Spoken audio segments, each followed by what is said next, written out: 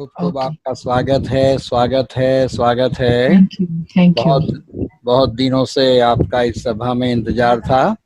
Drama ने थोड़ा ज्यादा ही अच्छा, इंतजार करवाया और जैसे हमने आपको कहा था, या आपको थोड़ा ये चला कि इतने दिन भाई बहनें रुकेंगे, इंतजार करेंगे। तो इस सेकंड पे 64 आत्माएं जुड़ी हुई है बहन जी, और अभी दीदी थोड़ी और आत्माएं माना 80-85 तक हो जाएंगी। तो डॉक्टर जैन भाई भी शामिल है सभा में, आपका इंतजार कर रहे हैं। अरुणा बहन जी भी है। डॉक्टर साहब अनम्यूट करें आप। वेलकम। मेरी मेरी मीठी बहनें हैं ये दोनों। हाँ, अरुणा बहन आप भी, अच्छा है। या कुछ का आप भी दिल अरुणा से बहन शब्दों कनेक्शन। द्वारा स्वागत करें। या दीदी तो हमारे दिल में रहती है, उसको तो हम कभी नहीं भूल सकते हैं, सतयुग से लेके वो अच्छा, मैं तो दीदी के साथ साथ सतयुग में चलने वाली हूँ या दीदी। देखो इसको कहते हैं एक नजर में पहचान, हाँ जी, क्योंकि भगवान की बहुत से ऐसे बच्चे हैं जिन्होंने भगवान को नजदीक से प्यार किया, तो वो जब आमने सामने होते हैं तो मालूम पड़ जाता है कौन से आत्माएं हैं। तो आप सब लोग जो 2-3 बार आपसे बात हुई, और हिमानी बहन जी और सामने विनेश भाई जो करते हैं बार बार फोन भी, ये सब बहुत बहुत अच्छे लोग हैं। और ये जो मेहनत कर रहे हैं आप लोग, उससे पता पड़ रहा है भगवान के प्यार में है। अच्छा जी, शुरू करिए। जी तो क्या दीदी, करेंगे? हाँ शुरू करें। इसमें या खास एक तो आप जो यूक्रेन का इश्यू चला था, रशिया यूक्रेन, उस वक्त या आपने एक बार अनुभव सुनाया था, वो बहुत अच्छा था। वो बहनों का जो भी रहा था, तो वो थोड़ा भाइयों बहनों को सुनाया, तो यूक्रेन वाला भी अच्छा है। साथ साथ आपका, क्योंकि जगदीश भाई के साथ का जो भी अनुभव है वो, और रशिया की बहुत सारी बातें, आप सारी बातें रखे, पूरा पैकेज जिसको कहेंगे वो हम आपसे चाहते हैं, पूरा पैकेज। अच्छा, सुना ठीक है, अरुणा बहन क्या बोलते हैं? पूरा पैकेज। नो चॉइस ऐसा,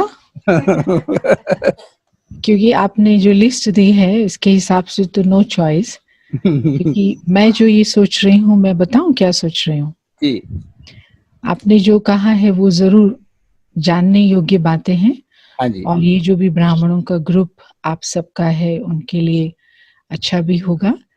लेकिन मेरे मन में ये आता है हमेशा कि जब भी हम ऐसी कोई चर्चा करें तो उसके 2-3 हिस्से होते हैं। कोई को किसी चीज की जरूरत होती है, कोई को किसी चीज में इंटरेस्ट होता है। तो एक तो है पर्सनल स्टूडेंट लाइफ, हम जो भी हों, सेवाधारी बाद में होते हैं, लेकिन उससे पहले तो हम स्टूडेंट्स हैं, ब्रह्मा कुमारी स्टूडेंट हैं जी हमेशा के लिए। तो स्टूडेंट के रूप में क्या है जीवन शुरू से, और फिर दूसरा है ब्राह्मण, रूहानी सेवाधारी, सोशल सेवाधारी जिसको कहते हैं, उसके रूप में। फिर बाकी सब रशिया आता है।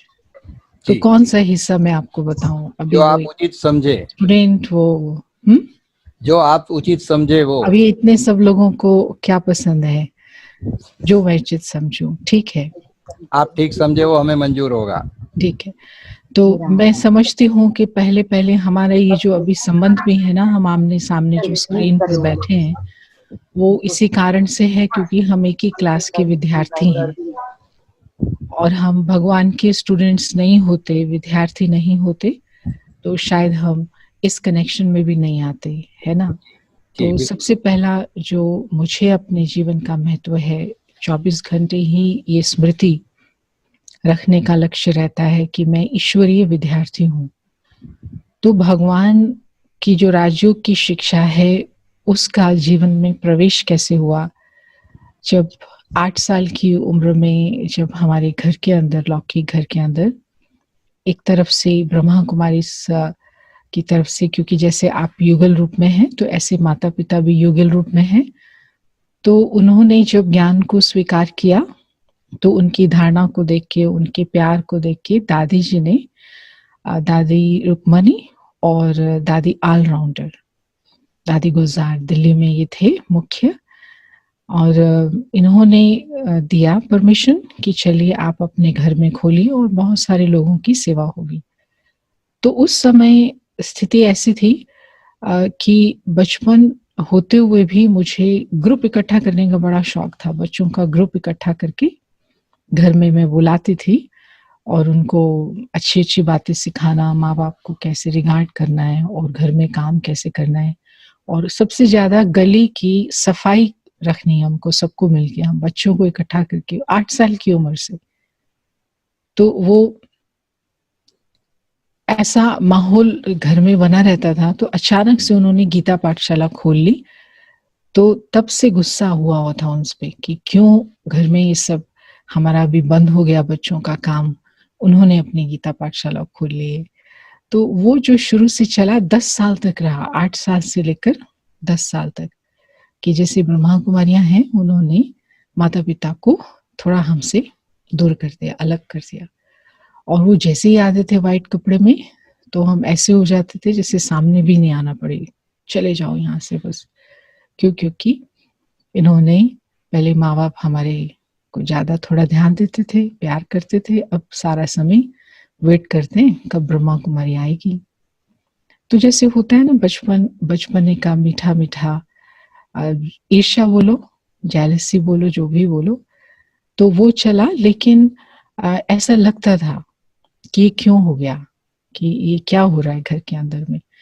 तो लेकिन उनका जो भगवान के प्रति प्यार है, अभी भी है, विष्णु जी और निर्मल माता जी, उनको बहुत बाबा से प्यार हो गया।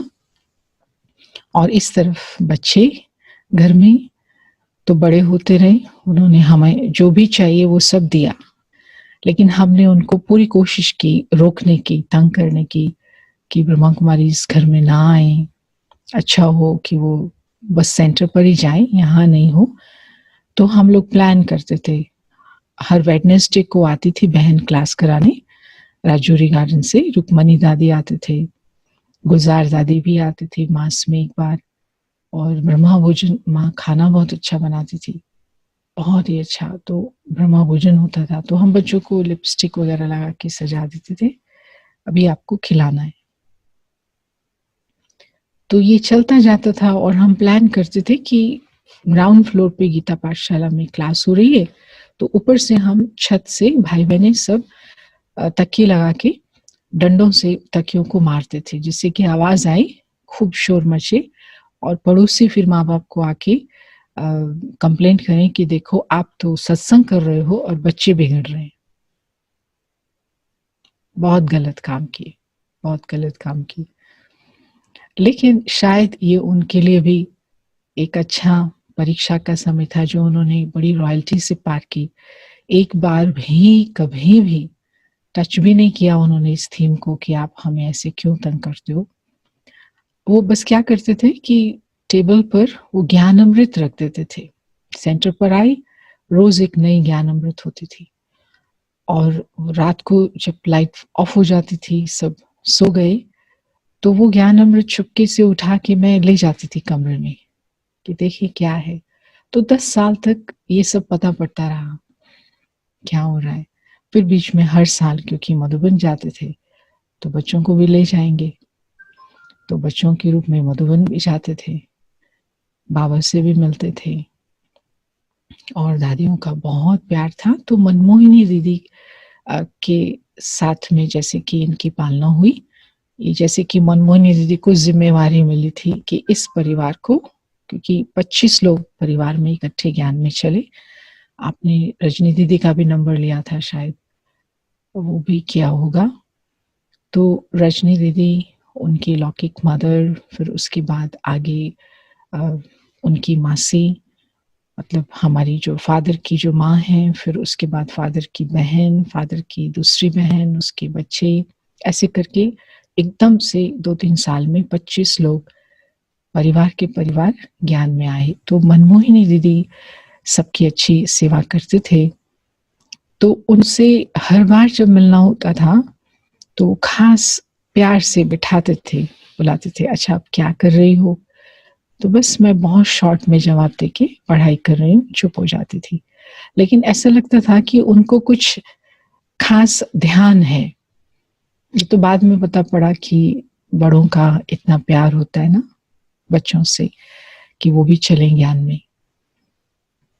और इसी समय 8 साल की उम्र की जब मैं थी और आगे भी थोड़ा एक घटना ऐसी हुई जिसको कहेंगे कि रशिया की जो सोवियत यूनियन उस समय था, ब्रेजनेव इंडिया में आए। एक बार 1973 में आए थे, फिर 1980 में आए थे। तो उन्होंने रशियन कल्चर सेंटर के साथ, एम्बेसी के साथ दिल्ली में बहुत बड़ा प्रोग्राम हुआ। वो सब अलग डिटेल है, लेकिन उनको इंडिया के अंदर रशिया के प्रति जो प्यार दिखाई दिया, उस प्यार से उन्होंने ये निर्णय लिया कि हमें इनको कुछ भेजना है, रशिया के बारे में सूचना देनी है, ज़्यादा से ज़्यादा चीज़ें बतानी है सोवियत यूनियन के बारे में। तो सोवियत नारी और सोवियत विमेन, इंग्लिश में, हिंदी में, और सोवियत संघ और सोवियत यूनियन, ये 4 प्रकार की मैगजीन्स शुरू हो गई हिंदी में और इंग्लिश में। कोई भी चाहे तो फ्री में रजिस्ट्रेशन था, पैसे कुछ नहीं लगते थे। और तो फादर ने रजिस्ट्रेशन कराया। तब हमें नहीं पता था क्या होता है ये सब, लेकिन उन्होंने कराया। तो ड्रामा अनुसार मैं पहली दिन ही जब ये मैगजीन्स घर में आई तो दरवाजे पर मैं खड़ी थी और मैंने पोस्टमैन की बेल को सुन करके दरवाज़ा खोला, और जब उसके हाथ में मैंने इतना बड़ा वो बैंडरोल देखा, मतलब एनवलप देखा, और बड़ा ही क्रिस्पी क्रिस्पी लग रहा था, नया नया लग रहा था। तो मुझे आए तो बहुत बढ़िया चीज़ लेके आया है। तो उसने मुझे दिया हाथ में, कहा कि ये आपके पापा का नाम है, ये आपके एड्रेस पर है, आप इसको ले लो। तो मैंने लिया, और इस पे तो अभी लालच आ गया कि पहले मैं खोलूं इसको, क्योंकि ये अच्छा भारी था। उसके अंदर 2 मैगजीन्स थी, सोवियत संघ और सोवियत नारी। तो उसको कमरे में लेके गई और कमरे में देखा तो it was just a wonderful thing. कितनी बड़े साइज की मैगजीन, कलर, और बढ़िया बड़ी बड़ी फोटोज, दूसरी दुनिया। 8 साल की उम्र के बच्चे को क्या मालूम पड़ेगा ये क्या है। लेकिन खोलते खोलते जब अंदर में सेंट्रल पेज तक पहुंची, वहां लिखा हुआ था, आओ रूसी सीखें, आओ रूसी सीखें। अब उस समय की उम्र में वो आओ रूसी सीखें, और वहां पर जाकर के जैसे टिक गई नजर। वो जैसे का आओ, तो आओ, तो मैंने सोचा मुझे कह रहा है आओ, तो मैंने बैठ गई उसको देखने के लिए क्या है। फिर टाइम हो रहा था तो लगा कि सबको होगा, क्या लेके आया था पोस्टमैन। तो मैंने वो बीच का पेज फाड़ लिया, इस बुक में से बीच का पेज फाड़ करके अपने पास रख लिया, और किसी को पता ही नहीं पड़ा कि इसमें कोई ऐसा भी पेज था। तो हर मास मैं खड़ी हो जाती थी दरवाजे पर, पता होता था किस दिन पोस्ट आनी है, और वो लेती थी। और क्योंकि उसमें कहा था ना आओ, तो कहा है बुलाया है तो करना पड़ेगा ना। तो इस भाव से रोज पेज इकट्ठे करते करते अपने आप वो लगभग 10 साल तक, 8 साल से शुरू होकर 18 साल तक सीखती रही राशन। क्यों?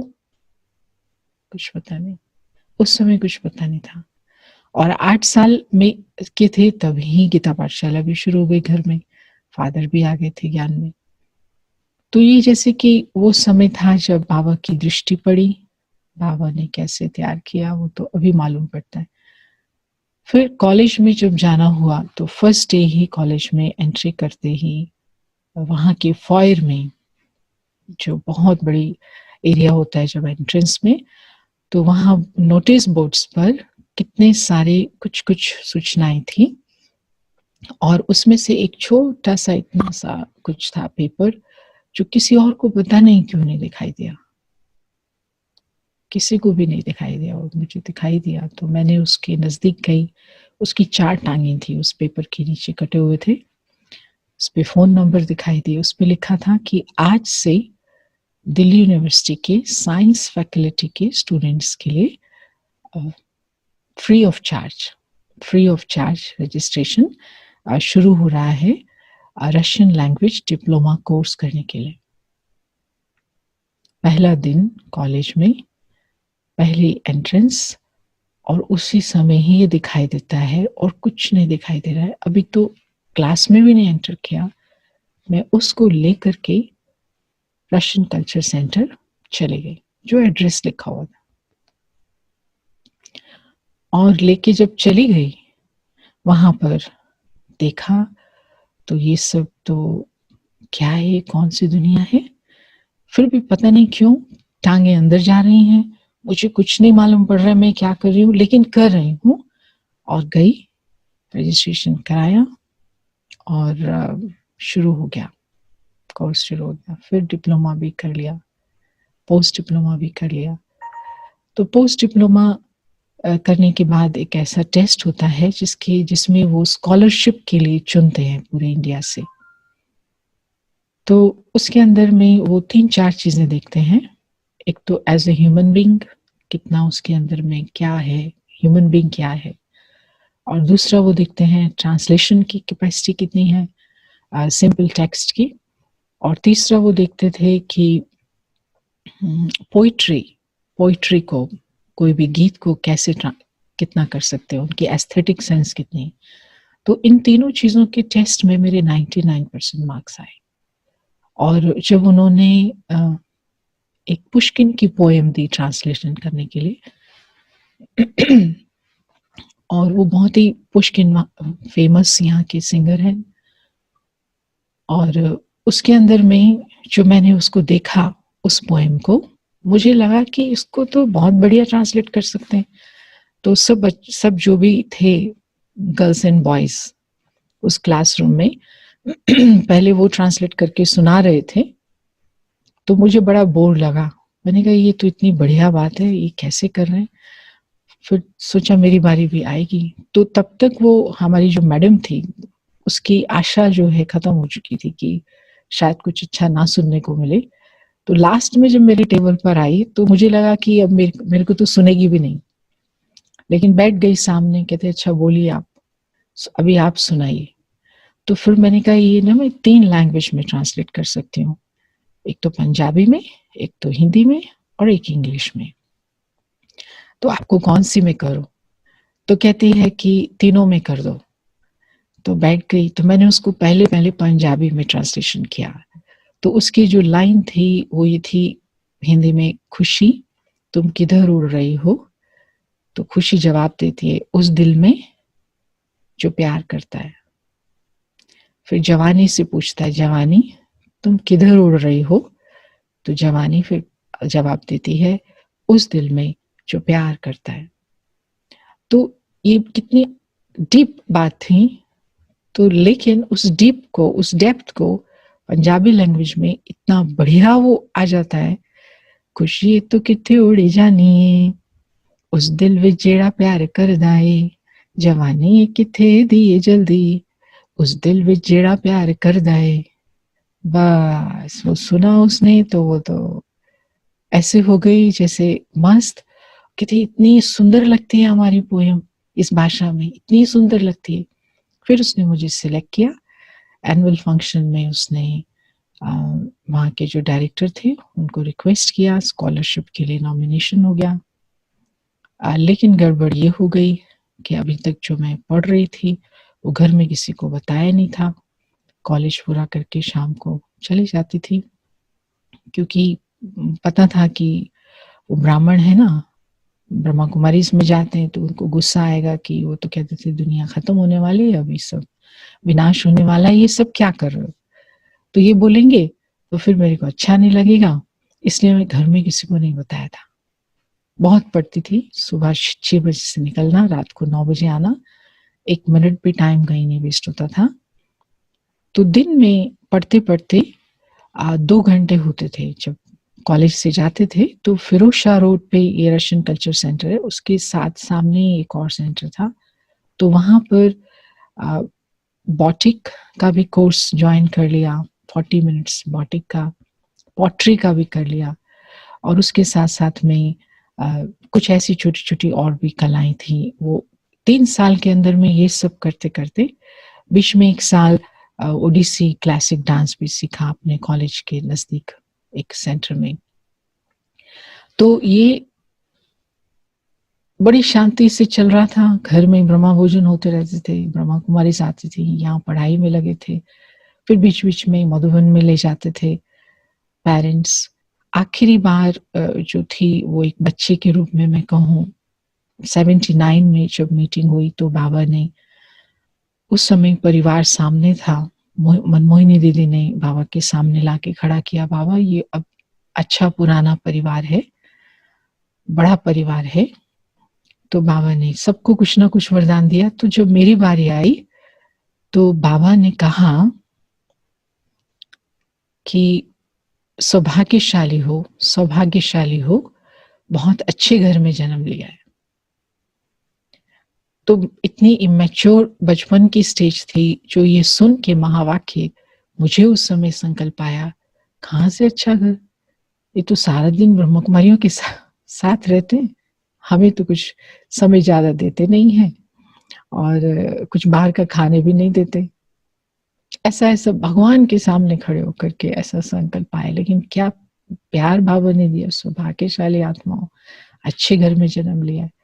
तो बाद में मालूम पड़ा, महसूस हुआ कि अगर इस घर में जन्म नहीं लेते तो इतनी जल्दी इस जीवन को भगवान के समर्पित करने का भी मौका नहीं मिलता, क्योंकि बहुत से परिवारों में कन्याओं को पूरा जीवन आध्यात्मिक बनाने का, ईश्वरीय सेवा में लगाने में कितने विघ्न आते हैं, जिम्मेवारियां होती हैं। और यहाँ तो जैसे ही मैंने डिसाइड किया, बस एकदम पहुंच गई भगवान के घर में।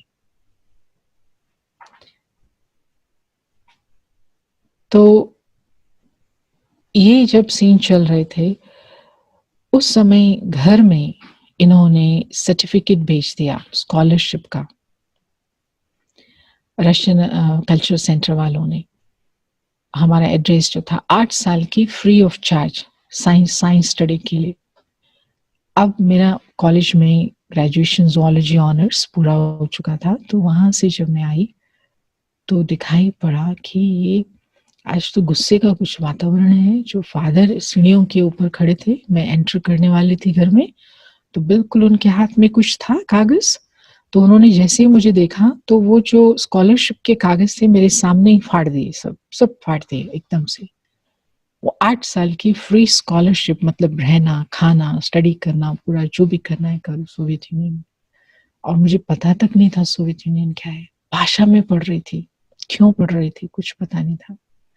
अब ये इनका गुस्सा देखा और मैं जब उनको लगा कि शायद मैं परेशान होंगी तो उनको फिर डांटने का मौका मिलेगा, लेकिन मैं तो शांति से पास करके कमरे में चली गई, जैसे कि कुछ हुआ ही नहीं है। क्योंकि मुझे तो संकल्प ही नहीं कि कोई देश, इससे भी पार कोई देश है जहाँ पर जाना है, नहीं, यही देश है मेरा भारत देश, मेरा जीवन, और कुछ सोचा ही नहीं था। चलो, तो ये गुस्सा उनका शीतल हो गया, लेकिन उन्होंने कहा, देखो तुमने कितना हमें, मतलब कड़ा शब्द किया उन्होंने यूज, कि हमसे छुपाया। तुम शूद्रों के साथ जाके बैठती थी और तुम उनके साथ मतलब उनके वातावरण में मीट खाने वालों के काले कपड़े में, तुम ये क्या किया तुमने। मैं चुप, क्योंकि हो गया ना, अब तो मुझे क्या पता मैं क्यों कर रही हूँ, मैं जवाब क्या दूं आपको, मुझे तो हो गई वो बात। फिर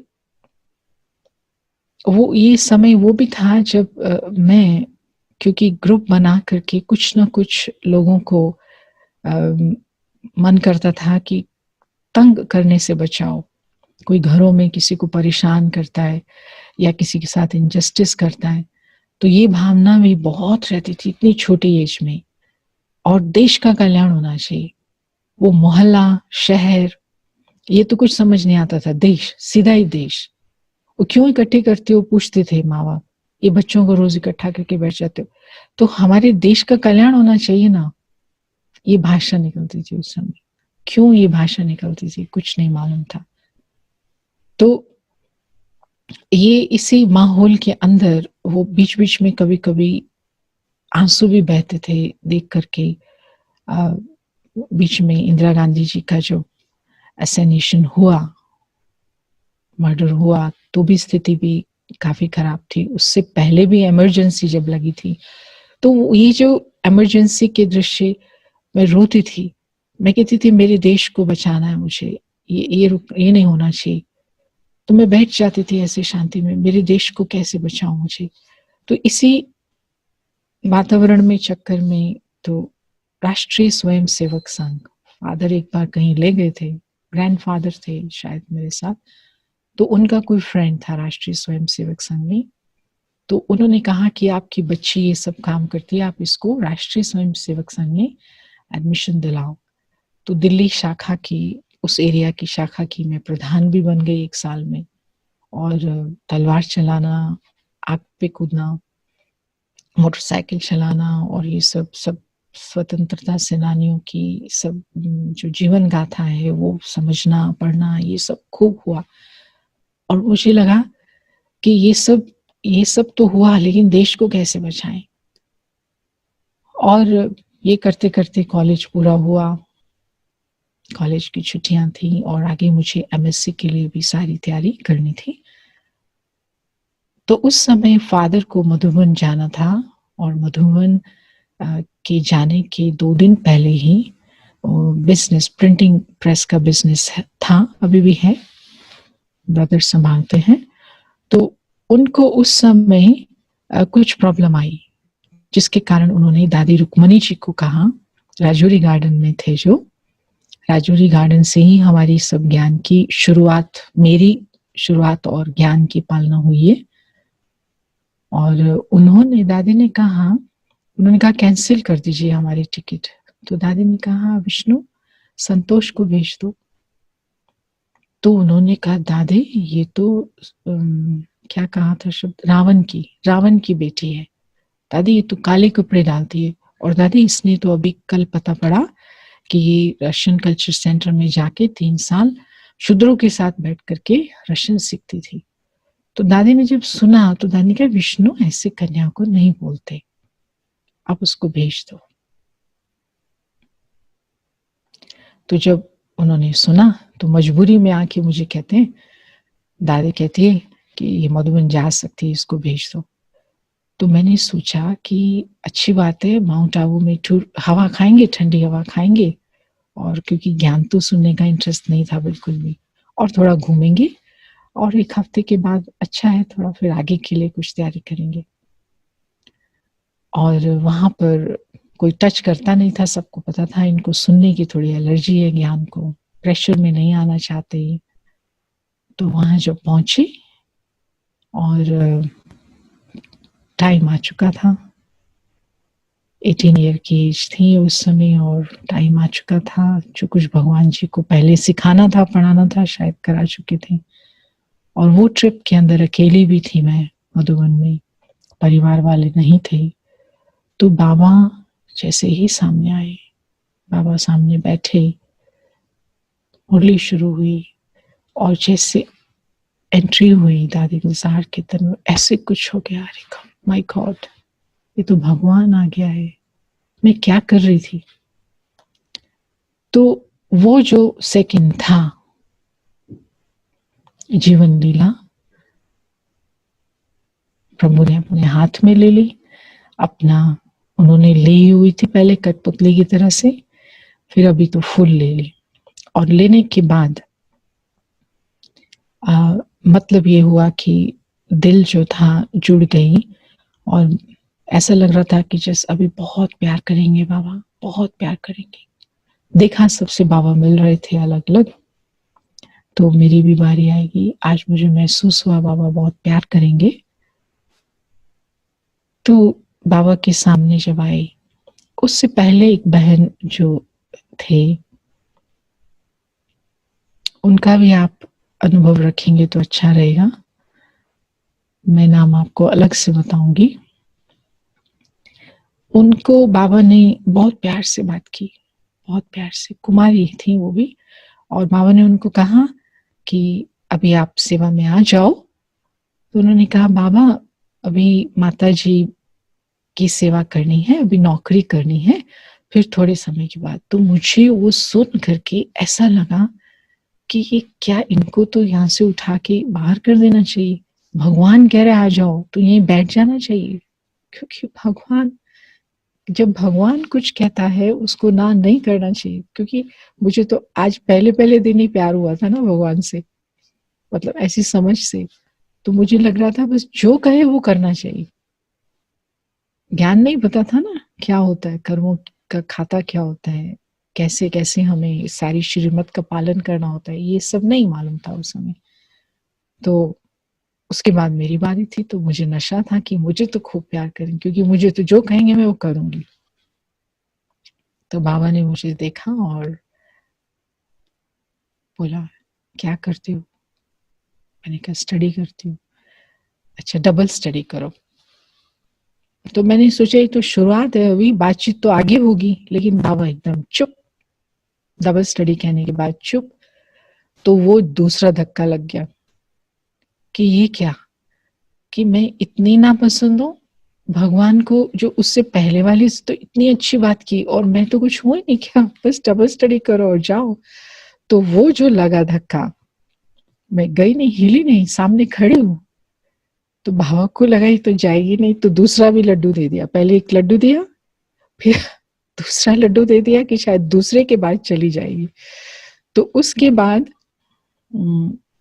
वो पहले लड्डू को तो मैंने ऐसे क्रश कर दिया था, क्योंकि ऐसे कुछ रिजेंटमेंट हो रहा था कि क्या हो गया, मैं तो इतनी भगवान के प्यार के लायक ही नहीं हूँ क्या मैं।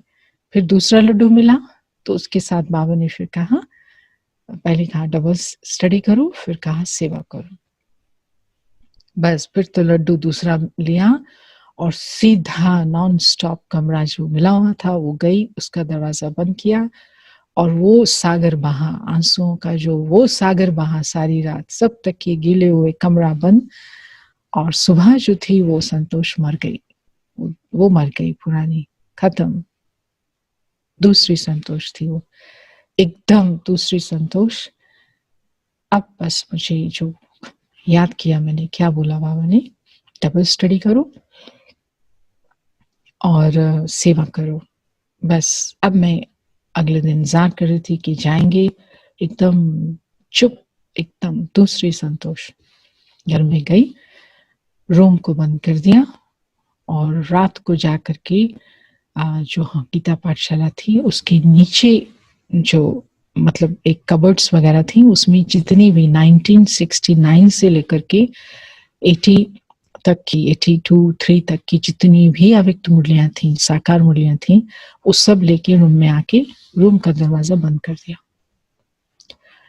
और उसको दिन रात पढ़ना शुरू कर दिया। डबल स्टडी करो, ये कहा बोला ना बाबा ने, तो बस डबल स्टडी करनी।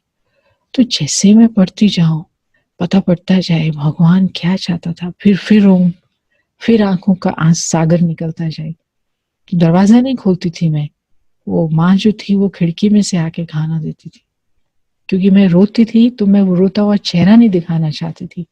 मुझे लगता था कि सब कहेंगे देखो अभी आ गई ना लाइन पे, तो वो मैं नहीं सुनना चाहती थी कि लाइन पे आ गई। मैं चाहती थी कि मेरा प्राइवेट रहे बाबा के साथ, जो बाबा ने मेरे साथ ये जो किया है, मैं उसको अभी बाहर दिखाने, मुझे मालूम ही नहीं पड़ रहा था ये क्या है, तो मैं दिखाऊं क्या किसी को। तो वो खाना मिल जाता था, मुरली पड़ती थी, तो बस 6 मास में बिल्कुल दुनिया परिवर्तन हो गई। और ये हो गया कि इसलिए तो उसने मुझे प्यार नहीं किया। वो कैसे करता मुझे प्यार, क्योंकि मैं क्या किया था, मैंने जीवन में तो कुछ किया नहीं ना, मैं तो अपने को क्या समझ के चल रही थी। तो बस फिर अगला सीजन शुरू होने वाला था, सब मैंने जितना भी कुछ अपना था सब पैक करके कि अब तो मैं आपकी हूँ, लेकिन भारतीय संस्कृति के अनुसार कन्या जो है वो अपने आप तो नहीं कहेगी ना वर को, अभी आपको मैं चाहिए तो आप मुझे कहेंगे। मैं बाबा से ये वाली बातचीत सेट करके मधुबन के लिए, अगला सीजन शुरू हो गया था ना, तो हम जा सकते हैं ना अगले सीजन में मिलने, तो ये तैयारी करके गई थी। घर में सब कुछ, जितनी भी एक कन्या को ज्वेलरी मिलती है दादा से, फादर से, सब वो पैक बना के भंडारी में डाल दिया था और पहुंच गई मधुबन में। और मधुबन में बाबा के सामने जब बैठी, एकदम अभी शांत। पिछले वाले 6 मास पहले बिल्कुल दूसरा था, ऐसे लग रहा था बाबा प्यार करे प्यार करे। और अब लग रहा था और है ही कौन जिसको वो प्यार करेगा, मैं ही तो हूँ। तो बाबा ने दृष्टि दी बहुत देर तक, समझती हूँ 10 मिनट 15 मिनट तो थे। तो दृष्टि देने के बाद बाबा ने कहा, बच्ची समझदार है, बाबा का इशारा समझा, आपकी गीता पाठशाला छूटी हुई, अब बेहद के बाप के पास आ जाओ। तो मैं तो फाइनल करके गई थी, मुझे वापस नहीं आना, और आपको चाहिए तो आप हाथ मांगेंगे।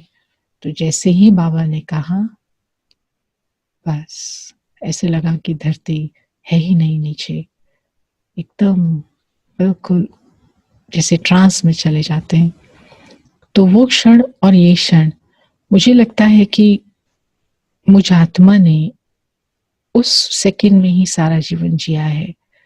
और वो जो हाथ में हाथ देते हैं भगवान के, गोपी वाला नहीं था ये प्यार, ये तो मैं जानती हूँ, राधा वाला था। मना तड़प करके बिछड़ वाला नहीं, तेरे साथ ही रहना है और अधिकार से रहना है। आप पूरे के पूरे मेरे और मैं पूरी की पूरी आपकी। एक इतना बड़ा क्लियर डिसीजन था, मैं पूरी की पूरी आपकी, उसमें से जरा सी भी किसी एक संकल्प भी किसी का नहीं, एक दिन भी किसी के लिए नहीं, एक क्षण भी किसी के लिए नहीं।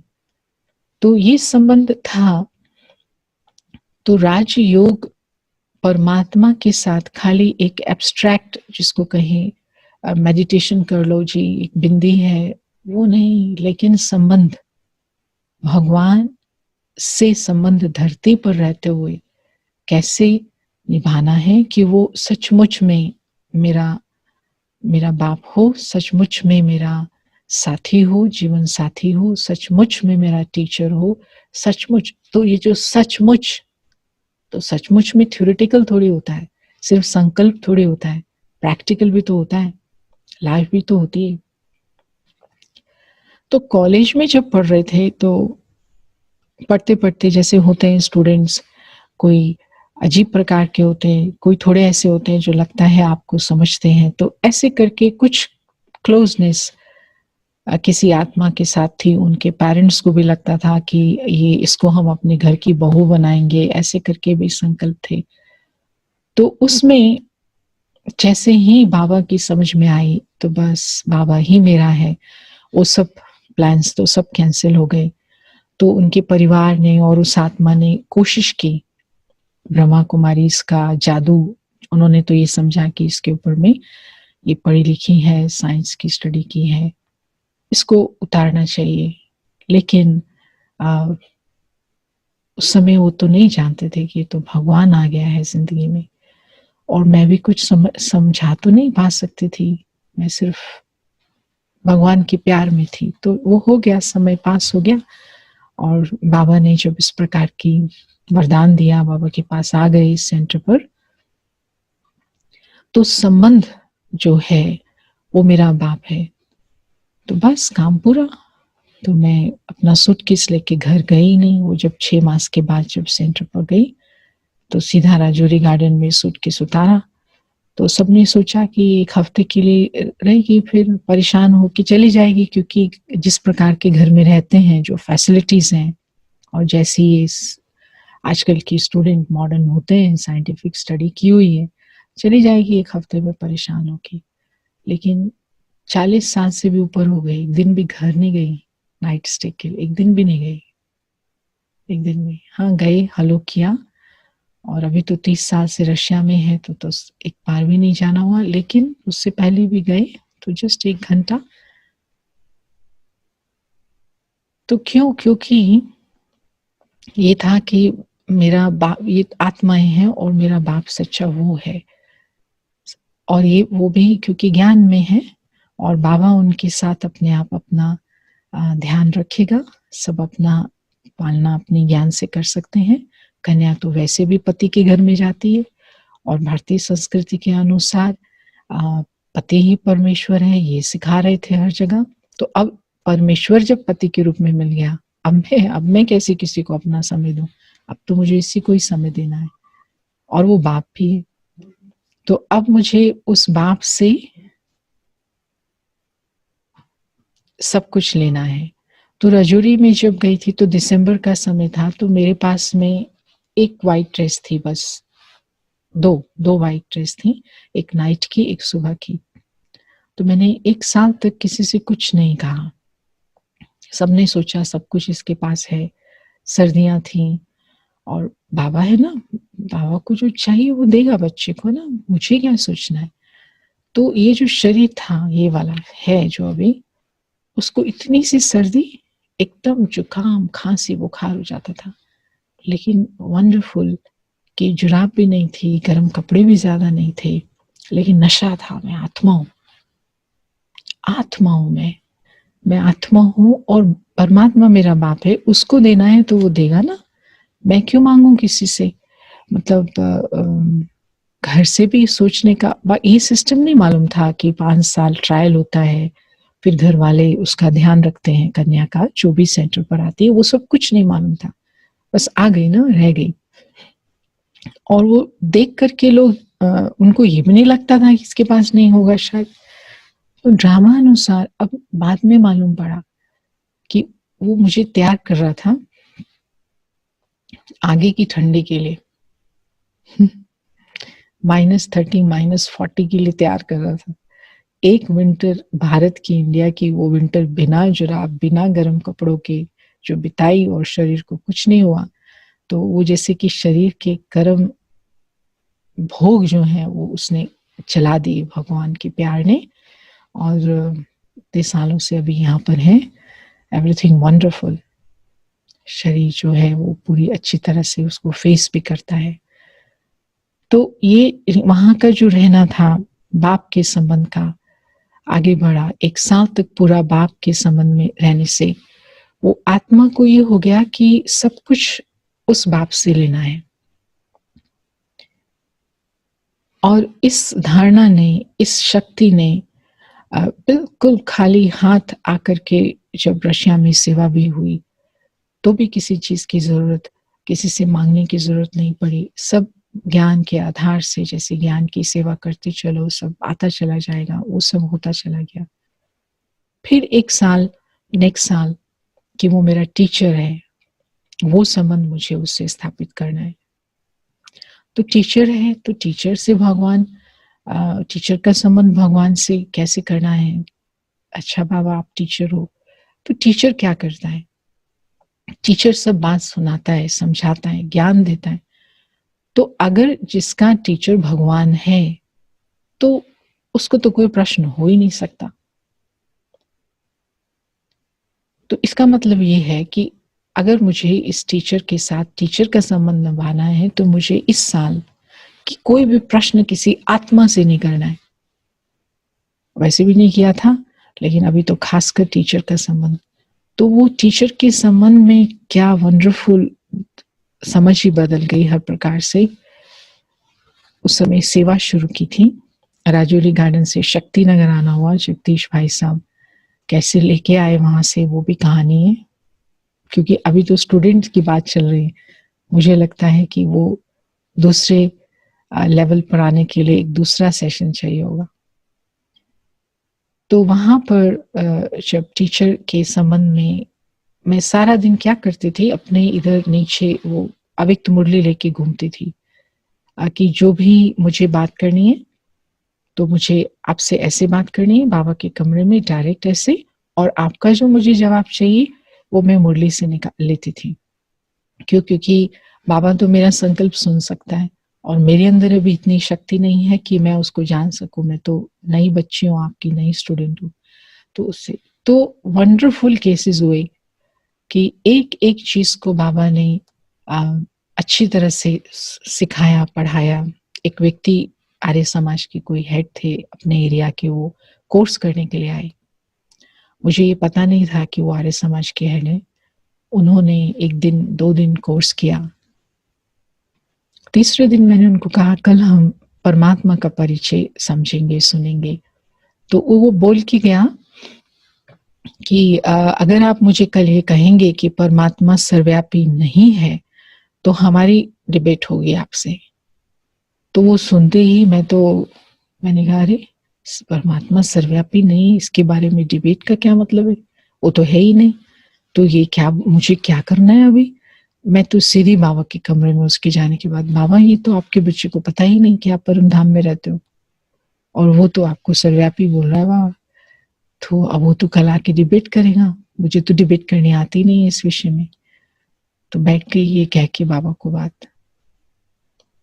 तो जैसे ही फिर 5 मिनट योग के बाद फिर जब मैंने खोली अव्यक्त मुरली, ऐसे ही करती थी मैं, खोल के उत्तर देखती थी, तो जिस वो पेज पे जो उत्तर आया, पहला लाइन, बच्ची मानो कोई आपसे डिबेट करता है कि भगवान सर्वव्यापी है। कुछ जैसे ही वो लाइन मैंने सुनी, एकदम से जैसे कि डेड हो जाता है कोई, माय गॉड, इतना प्यार करते हो आप मुझे, इतना डायरेक्ट मुझे आप सब दे रहे हो।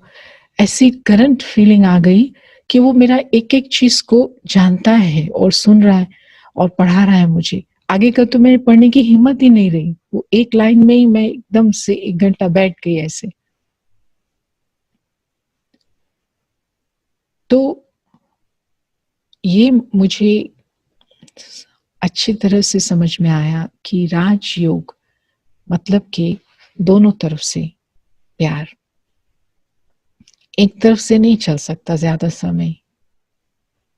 उसमें मैं कुछ कहूं वो वहां तक पहुंचे और वो कुछ कहे तो मेरे तक पहुंचे, इसका सबूत होना चाहिए मेरे पास, इसकी कंफर्मेशन होनी चाहिए।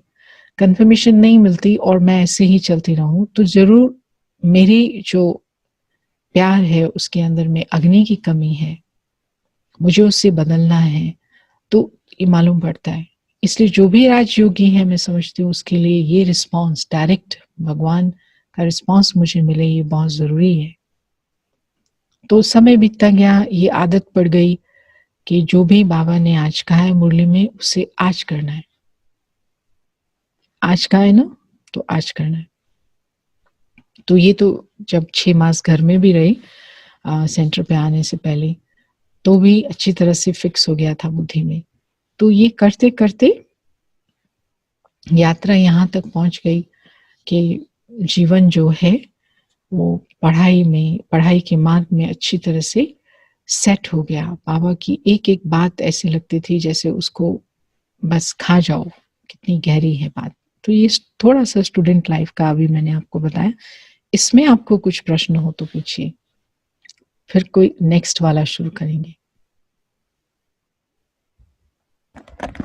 जी अभी तो प्रश्न नहीं है, भले आप आगे सुनाइए।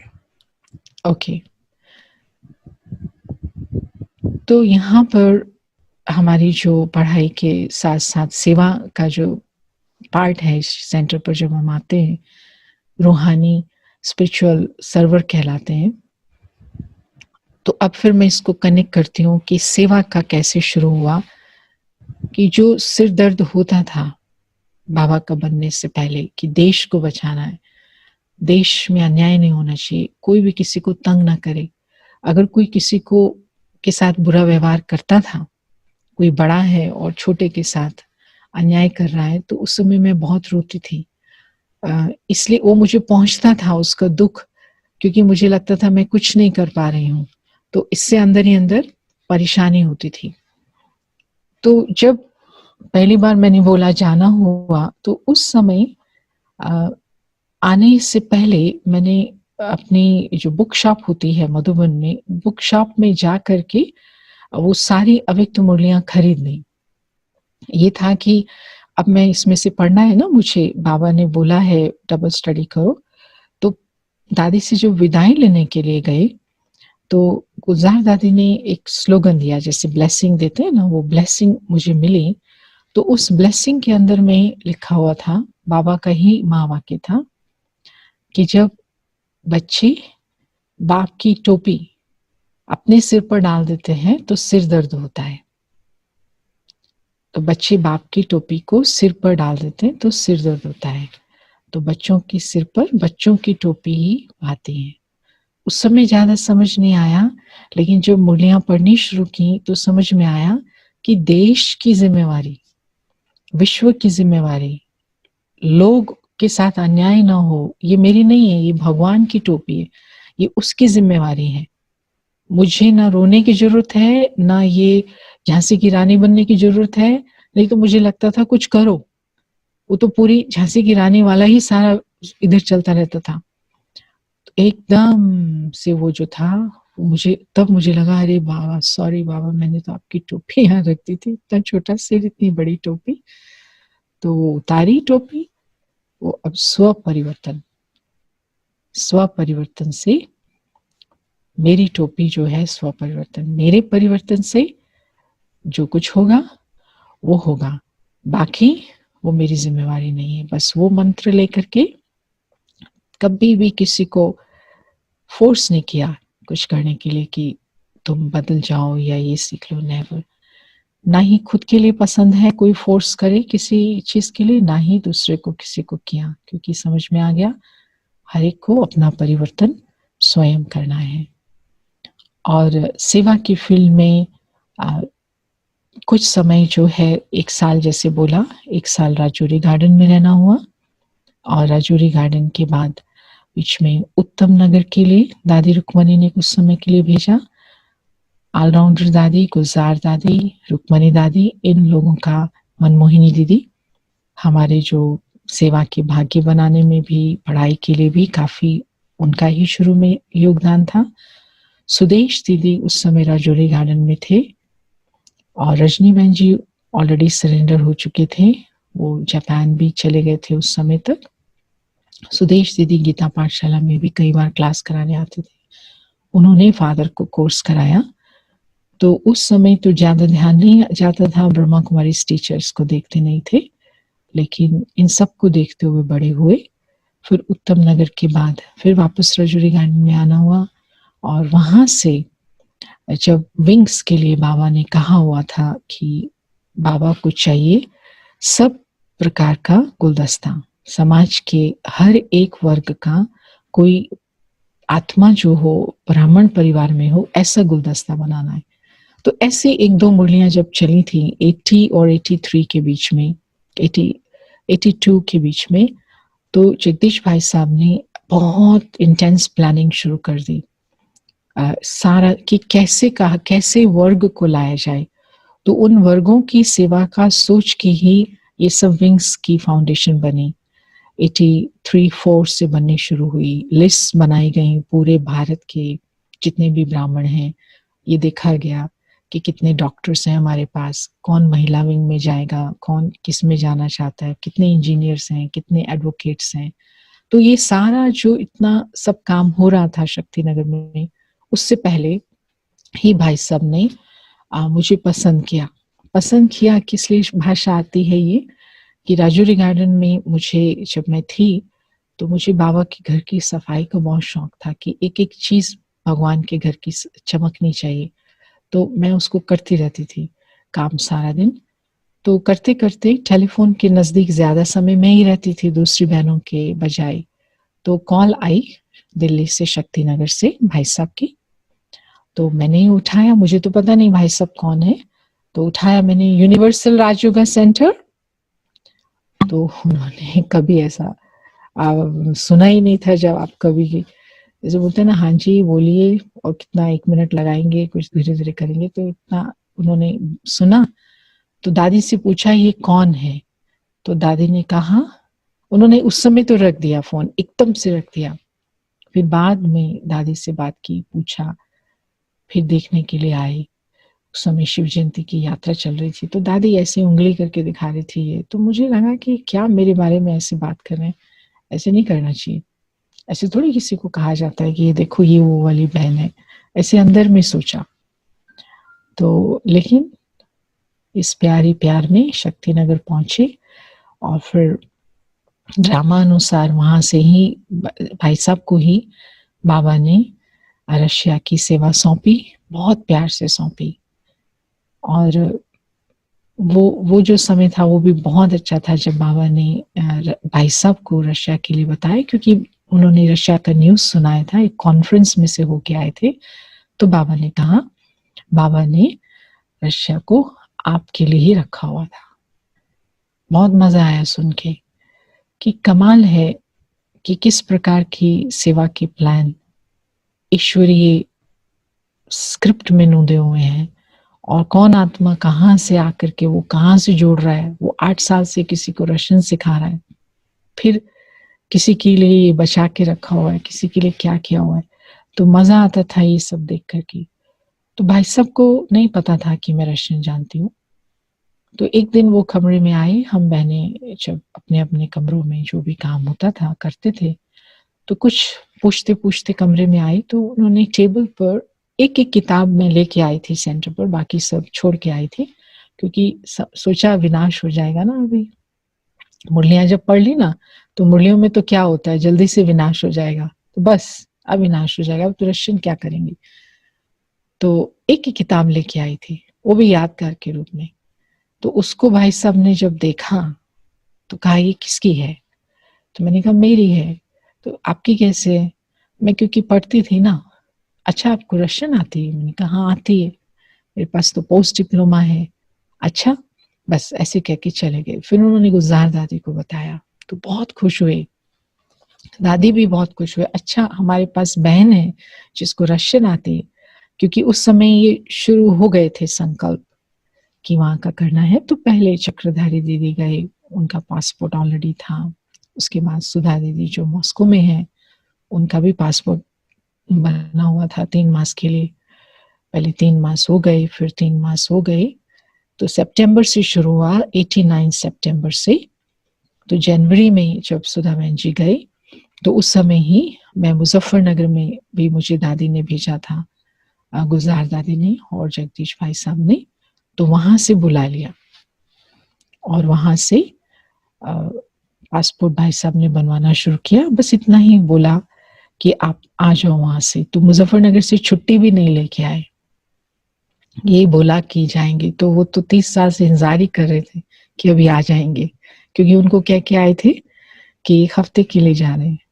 फिर जब रशिया गए तो कहा 3 मास के लिए जा रहे हैं, क्योंकि उस समय 3 मास का वीजा मिलता था।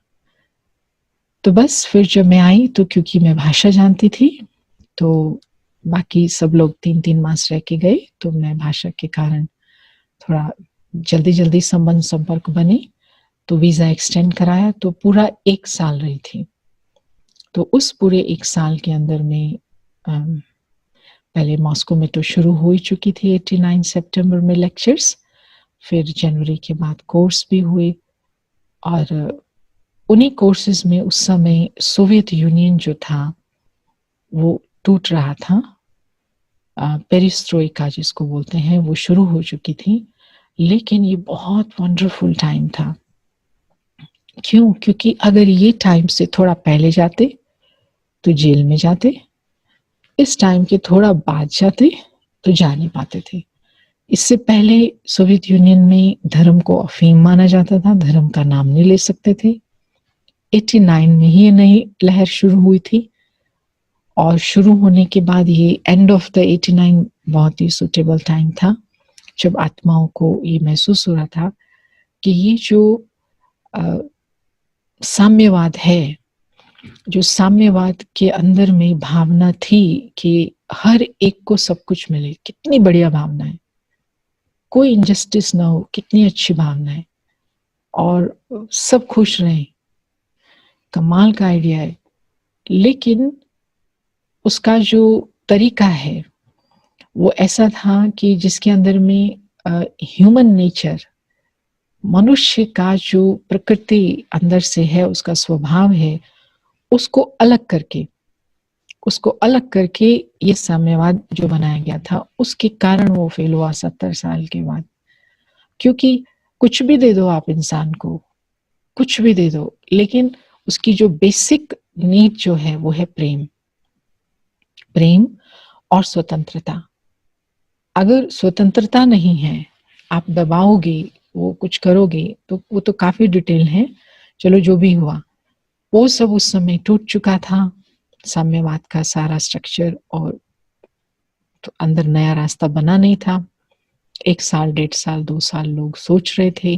तो जब तक वो सोच रहे हैं, ज्योति बिंदु परमात्मा अपने बच्चों के लिए वर्षा देने के लिए उस धरती पर पहुंच गए। और ये जो शुरू हुआ, और वर्षे की बात यहाँ नहीं होती थी, क्योंकि साम्यवाद में कोई प्रॉपर्टी नहीं बना सकता, कोई धन नहीं इकट्ठा कर सकता, और इकट्ठा नहीं कर सकता तो बच्चों को कैसे देगा, आगे कैसे देगा। तो अब हम राजयोग की शिक्षा में तो परमात्मा के को याद करना, उसका परिचय पाना, उससे वर्षा लेना, ये तब है जबकि वो संबंध हो हमारा, मैं उसका बच्चा हूं और मुझे वर्षा लेना है। अब वो वर्षा क्या होता है वो पता ही नहीं। अब बात कैसे आगे बढ़ाओगी, वर्षा क्या होता है और किस लिए चाहिए, क्योंकि सारी जिंदगी बिना वर्षे के बिता दी लोगों ने, एक साइकिल भी नहीं मिलती थी, तो वो भी ऐसे जी लेंगे बाकी भी। तो इस प्रकार के माहौल में भगवान जी अपने बच्चों के पास गए। तो जाने से पहले ऐसे कान में डालते थे कि वहां ना भगवान का नाम मत लेना। तो मैं सुनती थी, कभी जवाब नहीं देती थी, और सोचा कि भगवान का नाम नहीं लेना तो मैं जा किस लिए रही हूँ वहां पर, मैं तो भगवान की ही हूँ और भगवान के साथ हूँ, भगवान का नाम नहीं तो और किसका नाम लेंगे। तो चलो चले गए, पहुंच गए। तो वहां पर शुरू हुआ, और ट्रांसलेटर की जरूरत तो थी ही, क्योंकि काफी साल हो गए थे रशियन को सीखे हुए। बोलने का अभ्यास न होने के कारण खुल के तो नहीं कह सकते थे लेक्चर, बातचीत तो मैं कर लेती थी और समझती थी हर एक बात ट्रांसलेटर क्या कर रही है। ये भी प्लस पॉइंट था, क्योंकि साम्यवाद के अंदर में आध्यात्मिकता तो बिल्कुल भी नहीं है, तो वो कैसे हमारे शब्दों को कैसे समझेंगे। तो जब भगवान बोलती थी तो वो बोग बोग बोलते थे। तो मैंने कहा ये बोग क्या होता है, तो कहती भगवान। तो मैंने कहा जब ये भगवान बोल रही है, मैं सुप्रीम सोल बोलती थी, वो भगवान बोलती थी, सुप्रीम सोल को भगवान ट्रांसलेट करती थी। तो मैंने कहा जब ये भगवान बोल रही है तो मैं सुप्रीम सोल क्यों बोलूं, मैं भी भगवान बोलूं ना, काम पूरा हो गया। बस समझ में आ गया कि ये वो दुनिया नहीं है, ये बिल्कुल दूसरी दुनिया है। क्योंकि यहाँ की आत्माएं 70 साल से भगवान को इतना अंदर से पकड़ के बैठी थी कि बाहर लोहे के पिंजरे भी लगाए, लोहे की सलाखें भी लगाई कि अंदर से कोई बाहर नहीं जाए, सोवियत यूनियन से, सोवियत यूनियन के बाहर से कोई अंदर नहीं आए। इतना सख्त वहां की रिजीम थी, लेकिन इन्होंने अंदर से भगवान को ऐसे पकड़ के रखा हुआ था कि वो जैसे ही वो आया तो इनका जैसे इनके दिल खुल गए, और सैकड़ों की संख्या में लोग कोर्स करने के लिए आने लग गए। ज्यादा बातचीत नहीं कर सकते थे, क्योंकि 1 घंटे में क्या सुनाएंगे, 1 घंटा होता था, बड़े बड़े हॉल्स लेने पड़ते थे और ट्रांसलेशन होती थी। लेकिन 1 घंटे के बाद जब याद में बैठते थे तो किसी को क्या साक्षात्कार हो रहा है, किसी को लाइट दिख रही है, किसी को देवी दिख रही है, किसी को, सब आधे से ज्यादा क्लास को रो रहे हैं, साक्षात्कार ही साक्षात्कार हो रहे थे। तो 2-3 साल का जो ये पाठ चला, उसमें बाबा ने दिल भर के उन आत्माओं को, जो 70 साल की उनकी पुकार थी, उसका रिटर्न दिया। वो दिखाई पड़ रहा था बाबा क्या दे रहे हैं बच्चों को, और देते देते वो लेते रहे। यहाँ पर 2 साल के बाद फिर सिस्टम भी चेंज हुआ, साम्यवाद खत्म हो चुका था और दूसरा जैसे अभी है रिपब्लिक के रूप में वो चलता है। लेकिन बाबा की सेवाएं इतनी अच्छी तरह से जो बाबा ने की उस समय, और इतनी बड़ी संख्या में लोग आते थे, तो शुरू से ही पहले साल से ही 1990 से लेकर के 2018-19 तक हर साल दादी आते रहे। हर साल, कोई वर्ल्ड के अंदर में, कोई कॉन्टिनेंट में ऐसा देश नहीं है जहाँ पर हर साल दादियां जाकर के 10-10, 12-12 दिन रहें और वहाँ के लोगों को पालना दें। तो ऐसा नहीं महसूस होता कि हमने यहाँ पर कुछ किया है। उपस्थित हैं, लेकिन ये जो अष्टरत्न हैं, हमारे यज्ञ के महान आत्माएं हैं, जिन्होंने आकर के बाबा को पकड़ करके यहाँ पर बिठा करके गए हैं और बच्चों के दिल में बिठा करके गए हैं। कि उनको नैनों में उन्होंने भर लिया, वो जैसे कि अपने जीवन को हथेली पर लेकर के बैठ गए, बाबा आप बस जो कहो हम करेंगे। तो जैसे कि बाबा को भी इन बच्चों का इंतजार था। ये जो रीजन है Russia CIS Baltic countries region है, इसकी 16 कंट्रीज में अभी सेंटर खुल चुके हैं, 60 सेंटर है। कुछ सेंटर सुधा दीदी संभालती हैं, कुछ मैं संभालती हूँ। तो ऐसी ऐसी आत्माएं हैं। उसका एक छोटा सा एग्जाम्पल मैं बताती हूँ। पीटर्सबर्ग में जो क्लास शुरू हुई 90 में, उसमें 70% इंजीनियर्स थे, टॉप क्लास के इंजीनियर्स थे, आर्किटेक्ट, इंजीनियर्स। तो वो जो भगवान, फिर बाबा ने संदेशों में गुजार दादी के थ्रू बताया भी कि रशिया का बहुत बड़ा हिस्सा स्वर्ग का हिस्सा है और ये बाबा के बच्चे स्वर्ग बनाने वाले हैं। और बहुत अच्छी अच्छी बातें बताई। और आपको शायद मालूम भी होगा, जो आज आप स्वर्ग का चित्र देखते हैं पूरे यज्ञ में, सब 8000 से भी ज्यादा जो हमारे सेवा केंद्र हैं उनके ऊपर लगा हुआ है। वो स्वर्ग का चित्र पहला अपना ब्राह्मणों का बनाया हुआ, बाहर का बनाया हुआ ओम शांति भवन में आपने देखा होगा, लेकिन अपना बनाया हुआ, विधिवत बनाया हुआ, वो सेंट पीटर्सबर्ग में बना। 3 साल लगे उसको बनाने में, उस एरिया को, फिर उसको कंबाइन करके एक कॉमन चित्र बनाया गया। तो उसके संबंध में भी दादी ने, जब आते थे गुजार दादी, तो काफी चीजें बताते थे। यहाँ पर काफी ठंडी है और मैं विंडो खोल करके बैठ गई, तो अभी भी ठंडी है, +2-3 है। आपके पास तो शायद 40 हो गया होगा गुजरात में, ऐसा।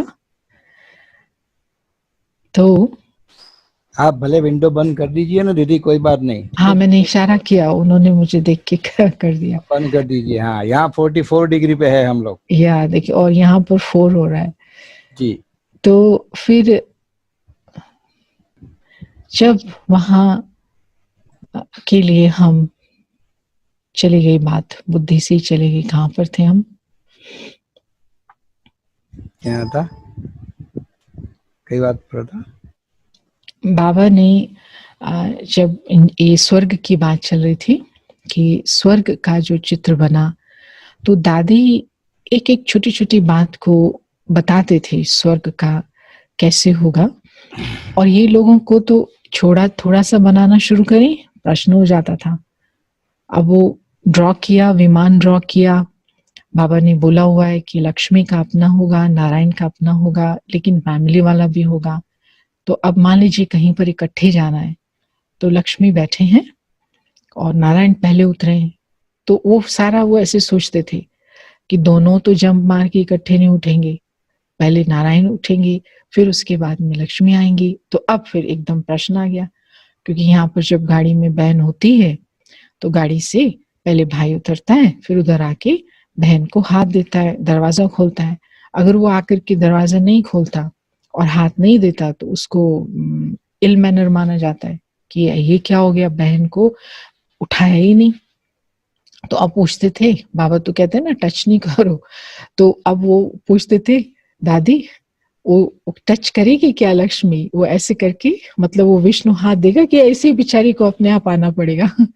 तो दादी बहुत प्यार से, हाँ हाथ तो देगा ना, तो दादी बड़े प्यार से बोलते थे, हाथ तो देगा ना नारायण।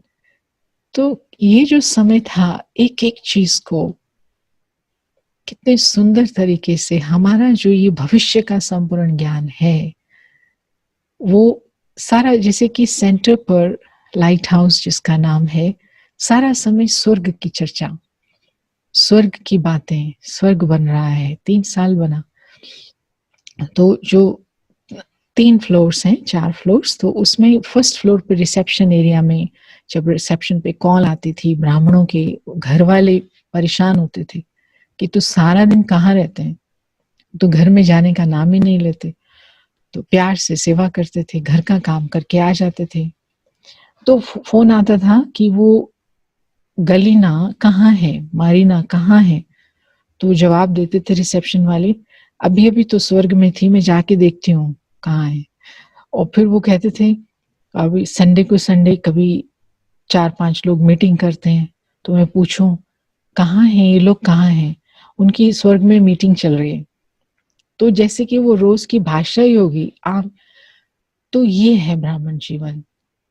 ब्राह्मण जीवन में कोई समस्याओं का नाम नहीं। ब्राह्मण जीवन के अंदर में मुझे किसी को दुख नहीं देना है, मुझे स्वर्ग का अनुभव करें। हम जानते हैं कि कितने संस्कार हैं, कड़े संस्कार हैं, 63 जन्मों के कड़े संस्कार हैं, और अपने अपने देश की सोच है, संस्कृति है, लेकिन वो सब होते हुए भी बस मेरे साथ कोई कुछ कर ले, मुझे दे दे दुख, भले दे दे, अगर उसके संस्कार ऐसे, लेकिन मुझे नहीं देना है। मुझे सबको स्वर्ग का अनुभव कराना है कि उनके जीवन में बाबा बैठ जाए। तो ये हमेशा रहा। तो शुरू में जब शुद्ध भोजन की बात हुई, क्योंकि 200% मीट वाली दुनिया, और यहाँ पर भोजन सर्दी रहती है 6 मास, तो 6 मास बर्फ रहती है, तो बर्फ होगी तो उगाएंगे कहाँ से? और उगाएंगे नहीं तो बाहर से आएगी, तो बाहर से आएगी तो महंगी होगी, बहुत ज्यादा महंगी होगी। तो लोगों का ये जीवन शैली तो नहीं बन सकती शाकाहारी भोजन। तो ये सोच के वो लोग बैठे हुए थे, मांस ही मांस खाना है। तो लेकिन बाबा आ गए, बाबा ने अपने बच्चों को ये सब बातें सिखाई, और फिर हम एक कोर्स का, जैसे दूसरा नया रूप होता है ना, राजयोग कोर्स में 7 दिन का कोर्स सिखा दिया, लेकिन इसमें 7 में ट्रांसलेशन भी होगी, तो 15 दिन तो वैसे भी हो गए। लेकिन उसके बाद शुद्ध भोजन सीखना है। तो शुद्ध भोजन के लिए वो क्या खाएं? अगर शाकाहारी खाना है तो वो प्रश्न करते खाएं तो क्या खाएं हम? तो खाने के लिए वो शाकाहारी माना, गाजर उठाई, वो शाकाहारी भोजन हो गया, गाजर खाओ। तो एक बार एक भाई का फोन आया, उसने बहुत गलत बातें बोली फोन पर। तो मैंने, रशियन जानती थी, शुरू की ही बात थी, तो मैंने कहा क्यों आप गुस्सा हो रहे हो मेरे पर?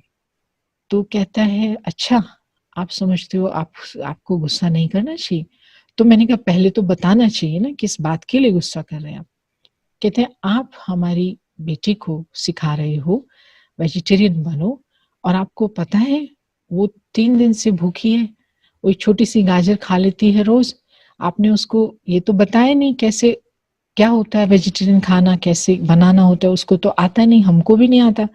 तो आप समझते हो अपने को टीचर हो क्या? आपको पता है एजुकेशन सिस्टम कैसा होता है? टीचर बनने के लिए पहले हर बात का सिलेबस ठीक ढंग से, किसी को सिखाना है शाकाहारी बनाओ, उनको पहले बताओ। तो ये तो बहुत बढ़िया बात लगी। मैंने कहा अच्छा ये तो बाबा ऐसे काम कराएगा। अभी हम तो अगर सोचते हैं ना वो सीधा सीधा ज्ञान सुनाया, नहीं, मेहनत करनी पड़ेगी।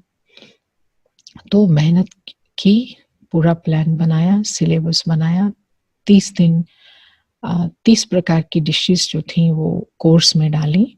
30 प्रकार की डिशेस में जो कि हफ्ता तक वो लोग नई नई चीजें खाई, और जो वहाँ के प्रोडक्ट्स मिलते थे, पत्ता गोभी मिलती है, आलू, और क्या होता है वो घिया बोलते हैं ना उसको, लौकी बोलते हैं ना, घिया मिलता है, गोभी मिलती है, बैंगन मिलता है, और कभी कभी थोड़ी बहुत फलियां भी मिलती, जो भी ये 6-7 चीजें मिलती हैं। और उस समय थोड़ी कम मिलती थी, अभी ग्लोबल मार्केट है तो सब कुछ आ गया है। तो उसके आधार से उनको बहुत अच्छी अच्छी चीजें बनानी सिखाई। तो पहला जब सेशन था तो मैंने क्लास में अनाउंस किया, 400 450 की क्लास में अनाउंस किया, कल मैं सब यहाँ पर टेबल लगाऊंगी, तो कल हम 6 डिशेस सीखेंगे जो आप उसको कर सकते हैं। तो मैंने सोचा पहले दिन आलू रस और पूड़ी बनाने के लिए, मैंने कहा ये तो सबसे अच्छी चीज है, एक बार ये सीख जाएंगे ना तो उनको प्यार हो जाएगा वेजिटेरियन से। नहीं तो समझते बोरिंग होता है ना, गाजर और ककड़ी खा लो। तो मैंने पहले बेला उसको ऐसे करके, एम्फी थिएटर था, ऊपर की तरफ लोग बैठे थे और यहाँ नीचे स्टेज थी, और मुझे बताए बिना किसी ने, मुझे बताए कैसे, वो तो नए लोग थे, तो उन्होंने टेलीविजन को बुला लिया, टेलीविजन चैनल वाले इतने बड़े बड़े कैमरे लेके, पहली बार वेजिटेरियन की बात हो रही है और सिखाया जा रहा है, तो सारे टेलीविजन वाले एंटर हो गए, अब तो मैं रोक भी नहीं सकती। तो मैंने सोचा चलो बाद में बात करेंगे, अभी तो बनाओ। तो अब वो टेलीविजन कैमरा मेरे उस पे, तो मैंने कहा थैंक यू माँ, माँ ने जो है कम से कम खाना बनाना सिखा दिया, गोल रोटी बनानी सिखा दी, नहीं तो कैमरे में बेइज्जती हो जाती थी आज के दिन। तो माँ को भी थैंक्स किया कि उसको खाना बनाने का शौक था तो बनवाती थी हमसे भी। और दिल्ली में जब आई तो राजौरी गार्डन में भी बहुत अच्छा दादी रुक्मणी का जो ट्रेनिंग था खाने के लिए, और शक्ति नगर में भाई साहब को भी बहुत अच्छा लगता था कि ढंग से खाना बनाया जाए बाबा को। तो वो सब बनाया, जब शुरू कर दिया और तेल में डाला, तो जैसे ही तेल में पूरी गई तो वो तो पूरी बन गई ना, तो पूरी फूल गई। तो सारा हॉल खड़ा होके ताली बजा रहा है, जिंदा है जिंदा है, क्योंकि उन्होंने तो अभी तक डेड बॉडी खाई थी ना। तो सारे चिल्लाने लगे जिंदा है, जीवोई करके। और वो पूरे रशिया के टेलीविजन चैनल पे दिखाया गया, वो पूरी फूल रही है, डांस कर रही है। बस जी, फिर तो बात ही मत पूछो, फिर तो शुरू हो गया मामला। वो सारे पेपर पेंसिल लेके बैठे होते थे, एक एक सारे सिर झुका करके अच्छी तरह से लिखते थे। तो वो दिन जो थे बहुत वंडरफुल थे। बाबा ने जी भर के अपने बच्चों को दिया, जी भर के, क्योंकि भाई साहब भी 10 साल तक, 1989 से लेकर के 2000 तक भाई साहब रशिया में आते रहे हर साल। उन्होंने ही सब बहनों को जो रशिया में शुरू में कुमारियां निकली उनको ट्रेनिंग दी। उस समय अपने स्थान नहीं थे, लेकिन जहाँ भी हम हॉल लेते थे, ट्रेनिंग माना 2-3 घंटे के सेशन, ऐसे बैठना, भाषण देना। तो वो कहते थे, क्योंकि उनका जो मुख खुलता था एक बार तो वो रुकता नहीं था, भगवान की बातों का जो इतना खजाना उनके पास था। तो कहते थे कि मैं ढूंढ रहा था ऐसे सुनने वाले, वो मुझे यहाँ मिल गए हैं। क्योंकि यहाँ भाई सब शुरू हुए और यहाँ सारी की सारी सभा पेपर पेन लेकर के वो ऐसे करके बैठती थी, तो 1 घंटे के बाद ही उनका सिर ऊपर होता था। उधर से वो बोल रहे हैं, उधर से वो लिख रहे हैं, क्योंकि ये पढ़ने और लिखने के शौकीन रशिया के अंदर।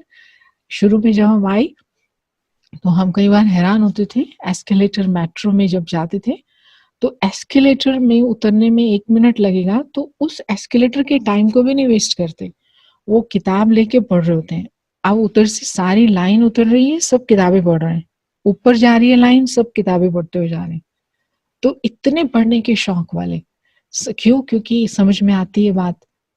साम्यवाद ने जब आध्यात्मिकता के नजदीक नहीं जाने दिया, तो ये आत्मा कला में, साइंस में और साहित्य में, इन तीनों चीजों में इन्होंने बहुत बहुत कमाल किए। साहित्य भी एक से बढ़कर एक है, कला भी, बैले और ड्रामास, ऐसी बहुत अच्छी चीजें हैं। साइंस में तो यहाँ की स्ट्रक्चर, आर्किटेक्ट, कंस्ट्रक्शन देखो, मेट्रोस देखो, तो वो जैसे कि बैलेंस हो गया। बाहर से बंद किया धर्म को, तो धर्म ने अंदर जड़ें पकड़ी, और जब भगवान आया तो बहुत अच्छी तरह से उन्होंने अपना जीवन सफल किया उसकी सेवा के लिए। अच्छी से अच्छी चीजें, सेवा के साधन यहाँ बनाए उन्होंने।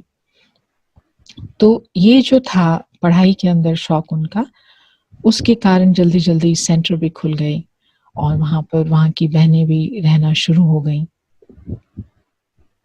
तो मुझे उस समय ऐसा महसूस होता था कि हम लोगों को देख के लोग आते हैं, बहुत इंडिया से उनको प्यार था है, और बहुत बड़ी बड़ी फोटोज लगती थी हर तरफ। जब भी कोर्स शुरू होता था तो वो लोग एडवर्टीजमेंट कर देते थे, बस भारत की बहन है ना, उसको बैठ बैठ के देखते रहो बस। वो उनको लगता था कि ये तो देवियां आ गई हैं, भावना भी थी। तो लगा कि ये तो जैसे कि हम हैं सामने। अब इन आत्माओं को अगर राजयोग सिखाना होगा, क्योंकि राजयोग जो है वो इंडिया का तो नहीं है ना, राजयोग तो शाश्वत ज्ञान है, परमात्मा के महावाक्य हैं, एक सच्चा गीता ज्ञान है, आदि सनातन देवी देवता धर्म की, विश्व की संस्कृति है, आदि संस्कृति है। तो वो आदि संस्कृति को इन आत्माओं द्वारा ही इनका समाज सुने, तो इसके लिए हमें मुझे पीछे होना पड़ेगा। तो फिर उस समय बहुत ज़्यादा ध्यान देना शुरू किया कि अब ये लोग सुनाएं ज्ञान, ज़्यादा से ज़्यादा कोर्स ये कराएं। और जिसको कहते हैं ना कि भगवान ने हमें सितारे बनाया, फिर हमें अभी इनको पहले इनके भाग्य का सितारा चमकाना है, और ये सेवा शुरू की। तो तब अच्छा उन्होंने रिस्पॉन्स दिखाया और सीखते भी गए, बाबा की दुआएं भी मिलती रहीं। तो हर साल दादियों के आने से हर चीज़ भी सीखने को मिली। और यज्ञ का जो रूप है, क्योंकि यज्ञ हमारा ये धर्म, सनातन धर्म की संस्कृति स्थापना करने का भी मॉडल है, और भविष्य राजधानी का भी मॉडल है मधुबन यज्ञ। तो मैंने शुरू में जैसे बोला कि मधुबन से आने के बाद कभी घर वापस नहीं गई, सेंटर पर ही रह गई।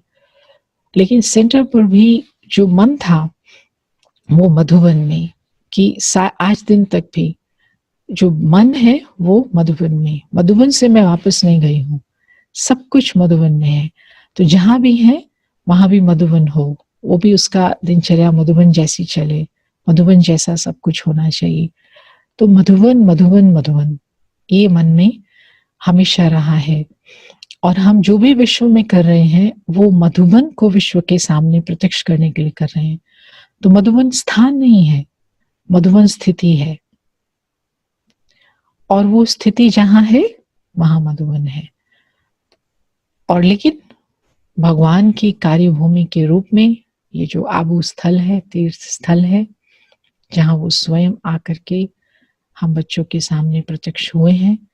तो अब तो हम बच्चों को अपने जीवन से उन यज्ञ की मर्यादाओं से उसको प्रत्यक्ष करना है। तो इसमें दादियों ने बहुत अच्छा रोल प्ले किया।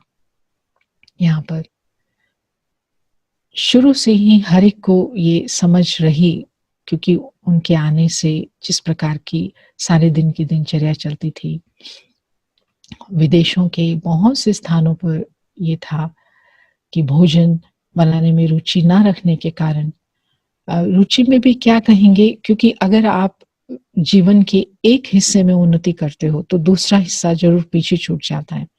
तो वो पैसे कमाने में, मटेरियलिस्टिक लाइफ में या समाज में बहुत उन्नति, कैरियर बनाने के कारण, तो फिर घर बनाना और भंडारा बनाना, घर बनाना और भंडारा बनाना माना समाज बनाना,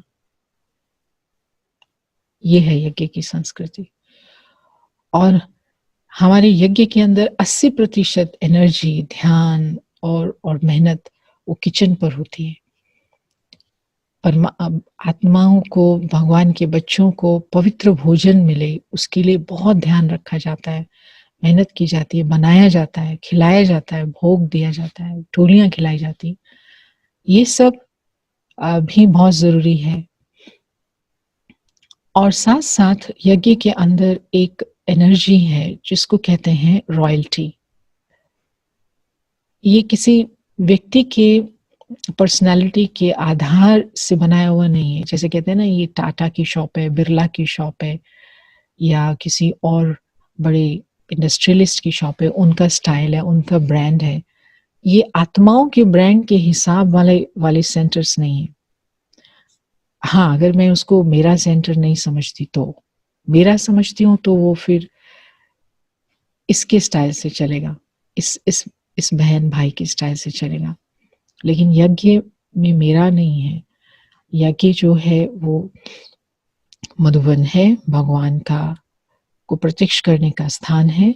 तो वो जो एनर्जी है यज्ञ की, वो है रॉयल्टी।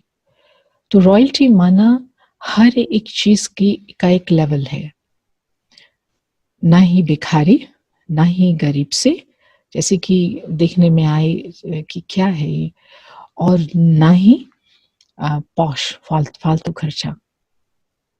क्योंकि आध्यात्मिकता जो है वो समाज से, संबंधों से और पदार्थों से दूर नहीं ले जाती है। ये बाबा ने जो हमें इतना विधि से सिखाया है कि अगर पैसा नहीं है, कमी है, आप पवित्र आत्मा हो, ब्रह्मचारी हो, ईश्वर के साथ संबंध में हो, ईश्वर के साथ संबंध में हो, खाली भावना में नहीं हो, संबंध में हो, और उसने जो सिखाया है उस जीवन को जी रहे हो, और आपके पास पैसे नहीं है, इम्पॉसिबल। मतलब ये डिस्कनेक्टेड बात है।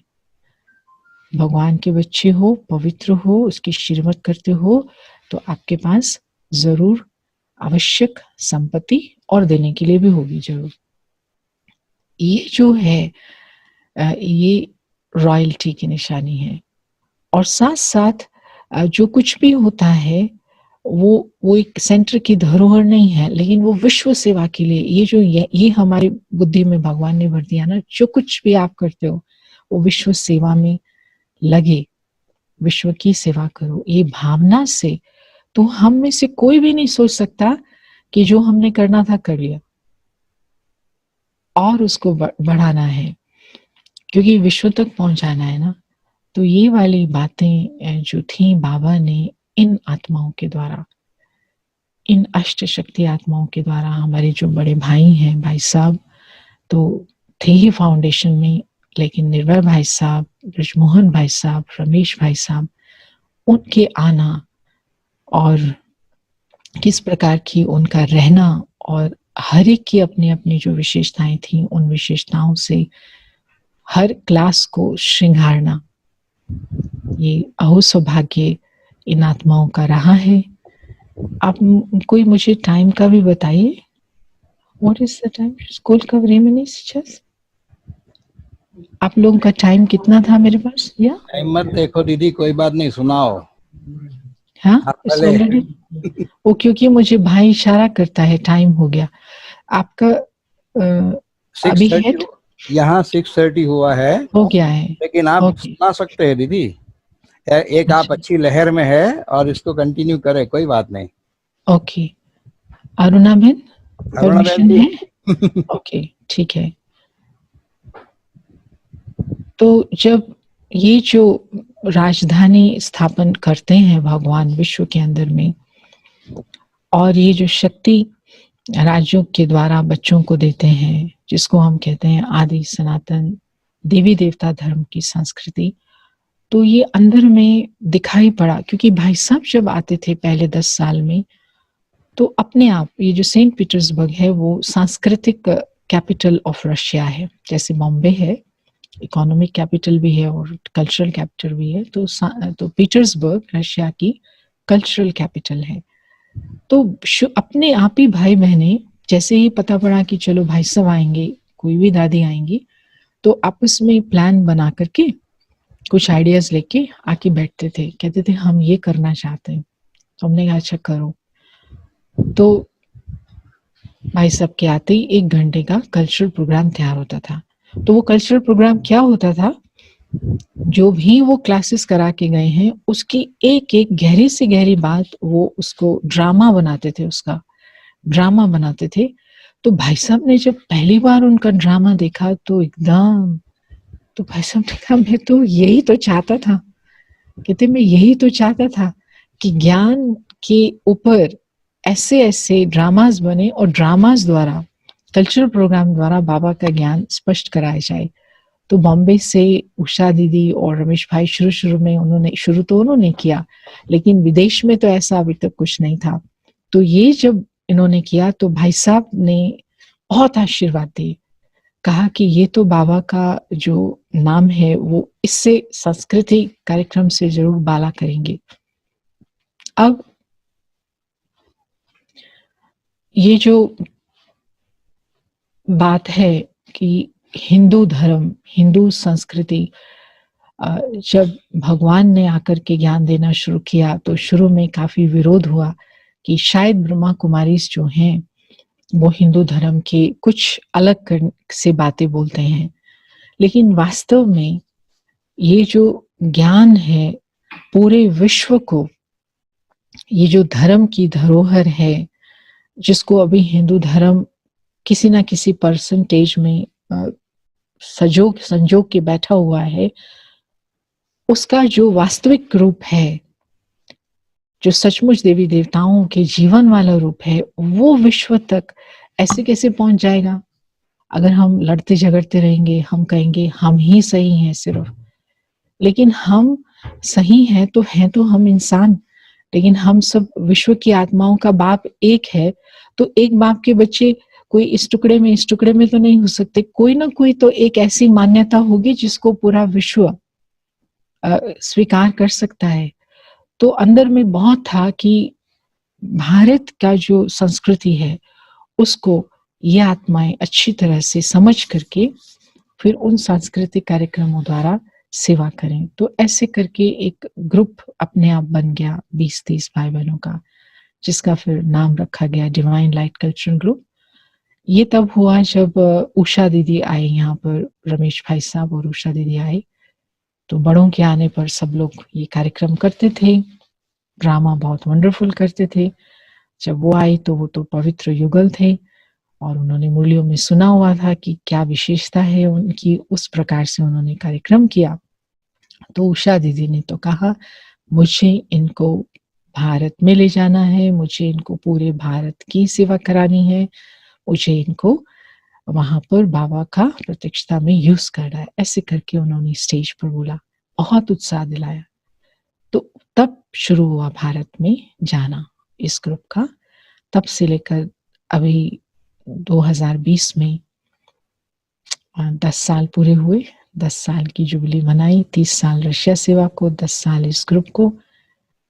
तो ये जो बाबा की सेवाएं यहाँ चल रही हैं, सेंट पीटर्सबर्ग में सेकेंड वर्ल्ड वॉर के समय पूरा ये शहर खत्म हो गया था। बहुत से शहर खत्म हुए लेकिन कुछ कुछ रहे, ये पूरा शहर खत्म हो गया था। फिर जैसे कि कब्रों पर बना हुआ ये शहर, उसकी भी कहानी है कि कैसे सेकेंड वर्ल्ड वॉर के टाइम पूरा विश्व दूसरा होता अगर रशिया ने उसके ऊपर में जीत नहीं पाई होती, और वो सेंट पीटर्सबर्ग से जीत हुई, क्योंकि -40-50 तक जाने के कारण टेम्परेचर, इन लोगों की आदत थी रहने की। जर्मन की जो सेना थी उनकी आदत नहीं थी इतनी ठंडी में, तो यहाँ पर आके वो लोग हारे, यहाँ पर आके वो लोग हारे, और तब विश्व का नक्शा दूसरा हो गया।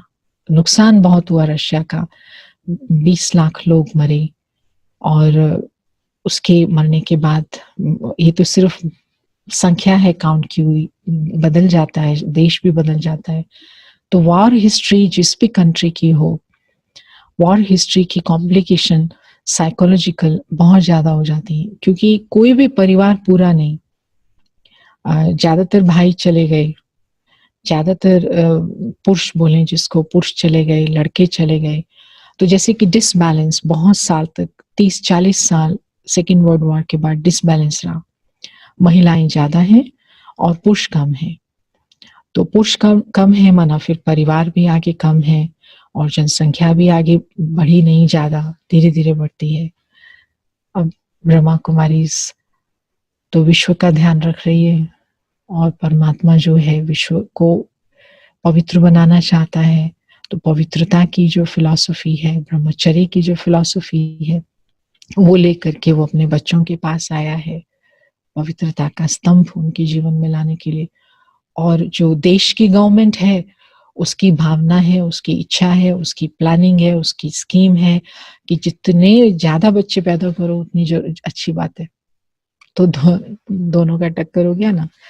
तो अब हम लोगों को जब वो मिलते तो हमेशा ये समझते थे कि ये तो बहुत बड़ी जनसंख्या वाले देश से आए हुए हैं, तो बहुत हमें प्यार से देख के, बहुत भावना से वो समझते थे कि हम इनसे राज पूछें कि इतनी बड़ी जनसंख्या का राज क्या है वहां पर, बताओ हमको, जिससे हमारे यहाँ हो जाए। तो मैं ये सोचती थी बाबा ये तो फंसा दिया, क्योंकि ये तो हमको इंडियन के रूप में देख रहे हैं, तो इंडिया में जनसंख्या ज्यादा है, लेकिन आप तो जनसंख्या ठीक करने के लिए आए हुए हो।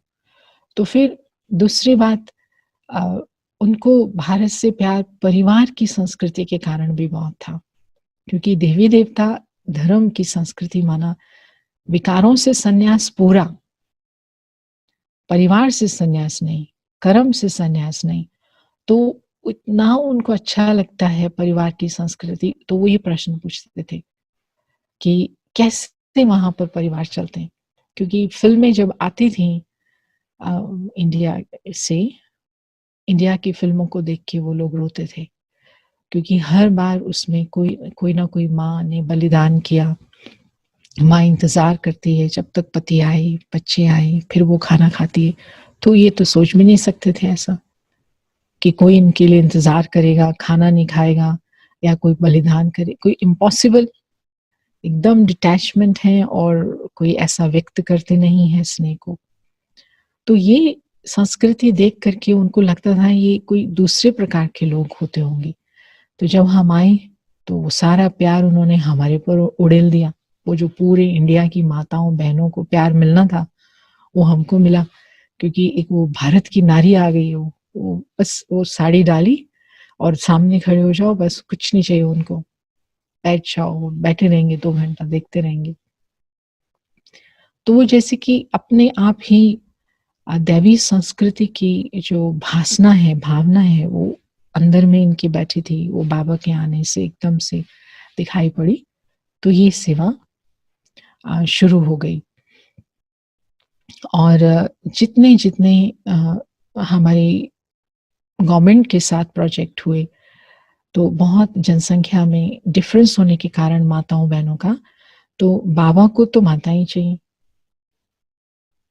बाबा को तो माता ही चाहिए। तो माताएं तो इतनी यहाँ पर, तो माताओं ने सब संभाल लिया। अभी 30 डिपार्टमेंट है सेंटर पर, वो सब माताएं अपना काम करती हैं। रिसेप्शन करना है, भोजन का करना है, सफाइयाँ हैं, कुछ भी सेवाएं हैं बोलने करने की, सब माताएं अपने आप घर से आने वाले भाई बहनें सब करते हैं। परमानेंट भी सेंटरवासी भी हैं, लेकिन वो लोग सब करते रहे काम। लेकिन बहुत ज़्यादा एज वाला ग्रुप जनसंख्या का होने के कारण यहाँ पर, तो पेंशनर्स की सेवा बहुत हुई, जिसको कहते हैं ना ओल्ड एज सर्विस जो है। तो जितने लोग थे हमारे पास 110 हैं पेंशनर्स, लेकिन वो एक 10-10 का काम करता है अभी तक भी। शरीर से भी बहुत मेहनत करते हैं, पैसे भी कमाते हैं, मधुबन के लिए भी कमाते हैं, जॉब नहीं छोड़ते। 70 साल के होके भी जॉब कर रहे हैं, क्योंकि बाबा के लिए भी उनको निकालना है। तो जब जमीन मिली, उसकी भी बड़ी कहानी है, बहुत अच्छी कहानी है। तो जब जमीन मिली तो दादी जानकी आए, तो बिल्डिंग बनाने की जब बात हुई तो दादी ने कहा, हाथ खड़े किए, तो 70 तो इंजीनियर हैं। फिर दादी ने बड़े प्यार से भंडारी में लंदन की तरफ से एनवेलप उसमें डाला, शुरुआत की। इसको कहते हैं ना क्या बोलते हैं उसको, जब अच्छा मुहूर्त निकाला, उसका मुहूर्त अपना वो डाल के एनवेलप कि अब जो है अच्छी सेवा हो जाए, अभी जल्दी बन जाएगा। तो बन भी गया।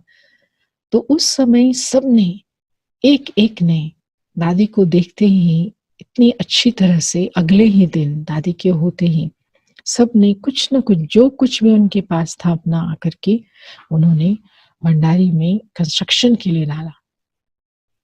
तो कंस्ट्रक्शन के लिए किसी के पास ये था, किसी के पास ये था, किसी के पास ये था, किसी के पास पैसे थे, किसी के पास, तो शायद किसी एक माता, बहुत बूढ़ी माता थी, उसके पास कुछ नहीं था। तो उसने भंडारी में एक पुड़िया डाली। तो जब पुड़िया खुली तो इतनी छोटी सी पुड़िया थी, उसके अंदर एक और पुड़िया, उसके अंदर एक और पुड़िया, फिर एक और पुड़िया, फिर उसमें से निकला सोने का दांत। तो मतलब उसके पास कुछ नहीं था, उसने अपना दांत निकाल के सोने का बाबा की बिल्डिंग के लिए डाला। और वो ये इसलिए मजबूत है, इसलिए यहाँ पर आते ही सबको लगता है जैसे कि बाबा बैठा हुआ है, खुद बैठा हुआ है। तो ये ऐसे पेंशनर्स हैं यहाँ पर जो अपना ध्यान तो खैर होगा ही, क्योंकि बड़े समझदार हैं, पढ़े लिखे हैं, अपना स्वास्थ्य का भी ध्यान कर लेते हैं। तो उन्होंने ये वाला जो प्रोसेस शुरू किया कि हम अपने शहर के पेंशनर्स को अपने अनुभव सुनाएंगे, अच्छी तरह से उनकी सेवा करेंगे। तो यहाँ के चेयरमैन थे सोशल कमेटी के, उनके साथ हमारे जो रिलेशन बने हैं, वो एग्जाम्पल अपनी हर मीटिंग में कहते हैं, ब्रह्मा कुमारी इसको देखो, कोई फंड्स नहीं मांगते, कुछ नहीं, सब अपने आप काम कर रहे हैं, एकदम बेस्ट चला रहे हैं। कोई भी ऐसी समाज संस्था नहीं है जैसी ब्रह्मा कुमारीज़ है। ब्रह्मा कुमारीज़ को देखो कैसी बिल्डिंग खड़ी कर दी है, गवर्नमेंट की भी ऐसी बिल्डिंग है, ब्रह्मा कुमारीज़ को देखो कैसे काम चलता है।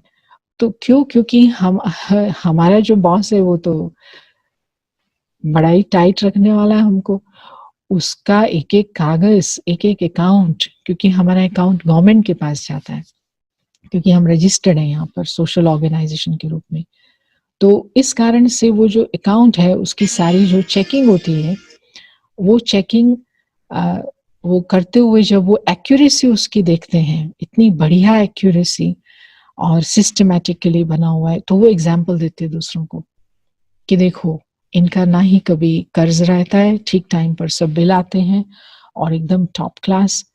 खूब टेस्ट भी किया है सरकारी संस्थाओं ने और जुडिशियल ऑर्गन्स ने खूब टेस्ट किया है। ऐसा टेस्ट किया है कि जिसको हम कहें धर्मराज का सबसे सख्त रूप, कि जिसको हिला के रख दे, ऐसे-ऐसे रूप में भी उन्होंने हमारी संस्था के कागज़ों की और अंदर की एक्टिविटी की बहुत चेक किया है। तंग भी किया है और कैंसल भी किया एक बार रजिस्ट्रेशन, बहुत कुछ हुआ। लेकिन इतना वंडरफुल कि भगवान जी ने जो ये बनाया है, यज्ञ सिस्टम बनाया है, विधि बनाई है, हर काम को कैसे चलाना है, वो जैसे कि इन एडवांस प्लान्ड सारा थिंकिंग, उसके बियॉन्ड कोई एक्यूरेसी है ही नहीं। तो जब इतना एक्यूरेसी से चलता है तो गड़बड़ कहाँ से होगी? तो हम निश्चिंत होकर के हर चीज़ को क्रॉस करते गए और ये सब चलता गया और अभी बहुत अच्छा मानते हैं ब्रह्मा कुमारी इसको। अभी रशिया में ये जो पूरे विश्व में लॉकडाउन का एटमॉस्फेयर है कोरोना की वजह से, तो 130 भाई-बहनें हम वहाँ पर मधुबन में थे जब ये हुआ शुरू कोरोना का, और बंद भी हो गया और रशिया की जो हमारी फ्लाइट्स बुकिंग थी वो कैंसल भी हो गई और हम जा नहीं सकते। ये और दूसरी कहानी है, उसको नहीं छेड़ेंगे अभी, नहीं तो सब कहेंगे भोजन नहीं खाया। तो लेकिन उस समय जो सहयोग हमें मिला, जबकि आ ही नहीं सकते हैं लोग, फ्लाइट ही नहीं चल रही हैं, तो क्या करें? तो जो रशियन एम्बेसी ने सहयोग दिया और जिस प्रकार से बाकी सब हुए, तो वंडरफुल है। तो ये हमें लगता है कि हम भगवान ने अच्छी तरह सिस्टमैटिकली समझ दे के कैसे सेवा करनी है विश्व की, और पॉलिटिकली स्ट्रॉन्ग बनने के लिए हमें प्रोफेशनल, ऐसे नहीं कि काम चलाओ काम, सेंटर का हर काम можно не говорить, да? Можно отключить. Можно там отключить, да? तो वो जो है हर एक प्रोफेशनली चले, उसकी ज़िम्मेवारी हम सब पर है। कोई भी ये नहीं समझे कि हम तो घर में रहने वाले हैं, हमारा क्या है इसमें काम, नहीं, हर कोई अगर अपने जीवन को बहुत अच्छी तरह से चलाता है, तो मैं समझती हूँ वो दिन दूर नहीं है जबकि हमें ब्रह्मा कुमारीज़ को, किसी को भी एक सीरियस संस्था जिसको कहें ज़िम्मेवारी देश के लेवल का हित सोचने वाली संस्था, कोई मुकाबला तो नहीं है ना। कितना पवित्र परिवार है और ऐसी माताएँ हैं, ऐसी बहनें हैं जो सिर्फ़ देने की ही भावना रखती हैं। तो वो दिन दूर नहीं है जब इन नियमों से, इन धारणाओं से जो भगवान को दृश्य दिखाना है कि हमारा देश जो है भारत और विश्व फिर से स्वर्ग बने, तो वो दिन दूर नहीं। Sorry, very sorry for taking so much time and see you sometime आप in ऐसा India. क्यों सोचते हो? आपने टाइम लिया। एक्चुअली दीदी, ड्रामा में बैलेंस बराबर हुआ क्योंकि आपको मिलने के लिए हमें बहुत इंतजार करना पड़ा। तो आपने बहुत समय दिया तो वो हिसाब बराबर कर दिया आपने। ओके तो ओके इसलिए रशियन में मुझे बराबर तो नहीं आती, लेकिन बल्शोय स्पेसिबा ऐसा कहना पड़ेगा ना। हाँ, большое спасибо. स्पेसिबा। तो या थैंक यू वेरी मच आपने। लेकिन यूं कहे कि क्या मेरे पास शब्दों की आज कमी पड़ रही है, सच बताऊं तो, क्योंकि आपके शब्दों में ही दीदी मुखर मौन है।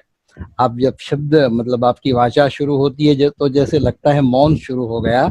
ये आपकी एक बहुत बड़ी विशेषता है। और प्रभु से प्यार क्या है और प्रभु से प्यार कैसे किया जाता है, ये आज का 1.5 घंटा मैं समझता हूँ हमारे सभी भाई बहनों के लिए बहुत ही विशेष और महत्वपूर्ण सौगात के रूप में ड्रामा अनुसार आज आपके द्वारा रहा। Thank you. बहुत अच्छा लगा दीदी। और एक राज की बात भी सुना देता हूँ क्योंकि समय तो हुआ है। कुछ साल पहले गॉडलीवुड स्टूडियो का जब इनॉग्रेशन हुआ तो आपका ही ग्रुप रशिया का उन्होंने कल्चरल प्रोग्राम किया था गॉडलीवुड स्टूडियो का। और वो प्रोग्राम नेचुरली रशियन थे और आपने ही एंकरिंग किया था, प्रोग्राम संभाला। और साथ साथ विवेक भाई थे, आप दोनों ने मंच को शेयर किया था। उस वक्त मुझे संकल्प उठा था कि मैं क्यों आपके साथ मंच शेयर नहीं कर सकता हूँ, मैं क्यों आपके साथ नहीं। तो बाबा कोई भी शुभ संकल्प को देखो कैसे किस विधि से पूरा करवाता है। तो आज अलग रीति से ही सही, लेकिन ये मेरा संकल्प पूरा हुआ। तो बाबा को भी बहुत बहुत धन्यवाद, आपका भी शुक्रिया, हमारे डॉक्टर जयंत भाई का शुक्रिया। और आज ये कार्यक्रम हुआ इसमें अरुणा बहन ने भी बहुत बड़ा पार्ट प्ले किया है, तो अरुणा बहन का भी बहुत बहुत शुक्रिया। डॉक्टर साहब 2 मिनट आप शुक्रिया अदा करें डॉक्टर साहब। और चंपा बहन से भी मिलाना चाहूंगा। दीदी आपको याद होगा, आप आए थे, मिले होंगे डॉक्टर साहब और चंपा बहन को। निमित्त है जरा बोलना है दीदी, रशियन डॉल, रशियन डॉल मातृष्का। और मुझे दीदी आपको सुनते सुनते लगा कि मुझे 2 दिन आपके पास आना पड़ेगा सेंट पीटर्सबर्ग, क्योंकि हमारी ये अरुणा बहन है ना, वो तो गुपचुप चली गई, मुझे लिए बिना चली गई, मेरे को नहीं लिया उन्होंने। तो मेरी फरियाद भी है, अकेला जाऊंगा, अरुणा बहन को नहीं बोलूंगा। हाँ अरुणा बहन, नहीं मैं आऊंगी ना दीदी के पास। आज वापस संकल्प किया कि मुझे दीदी के पास जाना है। देखो अभी भगवान जी सुन के कहेंगे कि इन लोगों ने परम धाम की बजाय रशिया जाने का प्लान बना लिया। क्योंकि रशिया में ही तो स्वर्ग है दीदी, इसलिए बेटर है हम ऊपर की तैयारी करें। और बाकी तो आपका प्यार है, और ये प्यार जो है हम सबको बहुत बहुत स्ट्रॉन्ग रखता है।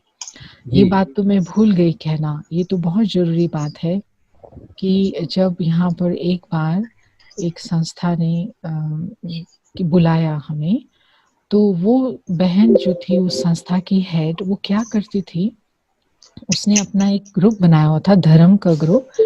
उसने किसी को नहीं बताया था, वो सारे भारत के धर्म ग्रंथ पढ़ के उनको लेक्चर करती थी, लेकिन बताते नहीं थी कहाँ से पढ़ रही हूँ। तो 10 साल तक वो चला, लेकिन फिर तंग हो गए सब और कि थक गए कि कोई और नहीं चाहिए।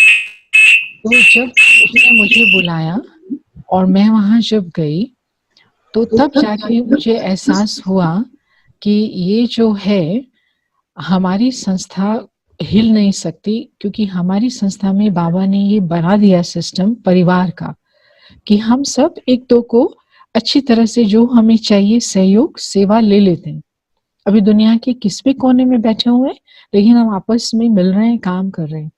तो मजाल है कि कभी भी सूखापन आएगा यहाँ पर, ना ज्ञान की बरसात का सूखापन होगा, ना किसी चीज का। ये इसलिए आपकी बात ठीक है, आपने कहा कि हमारा ये जो प्यार है उस प्यार से हम चल रहे हैं। Okay, thank you so much. Doctor साहब और चंपा बहन 1 मिनट। चंपा बहन शुक्रिया अदा करे। शुक्रिया क्यों बोलते हैं आप? क्यों नहीं, आपने ओम शांति। सुधा बहन जी, संतोष, आपकी तो अरे संतोष बहन, आपकी तो वाणी जैसे सुनते ही रहे, एक्टिक होके सुना, बहुत ही अच्छा लगा। अभी आवाज भी इतना सुंदर और अनुभव भी बहुत अच्छा बहुत सुनाया। हम तो आपको इतना मिले नहीं है, फिर भी आपकी महिमा बहुत सुनी है। रशियन ग्रुप के कल्चरल प्रोग्राम भी बहुत देखे हैं, लेकिन आज आपको मिलने का मौका मिला तो बहुत खुशी हुई। और अभी क्या शब्द तो है नहीं बोलने का कि क्या बोले, बहुत बहुत बहुत अच्छा। हम सब मिले। वाह, एक ही शब्द में हम यही बोलेंगे, ज्यादा तो बोलने का टाइम ही नहीं है। वाह संतोष दीदी, और वाह रशिया, और वाह विश्व। आपके साथ विश्व है, आपकी बुद्धि में विश्व की सेवा भरी पड़ी है। बचपन से ही सेवा की भावना देखी। वंडरफुल, बहुत अच्छा लगा।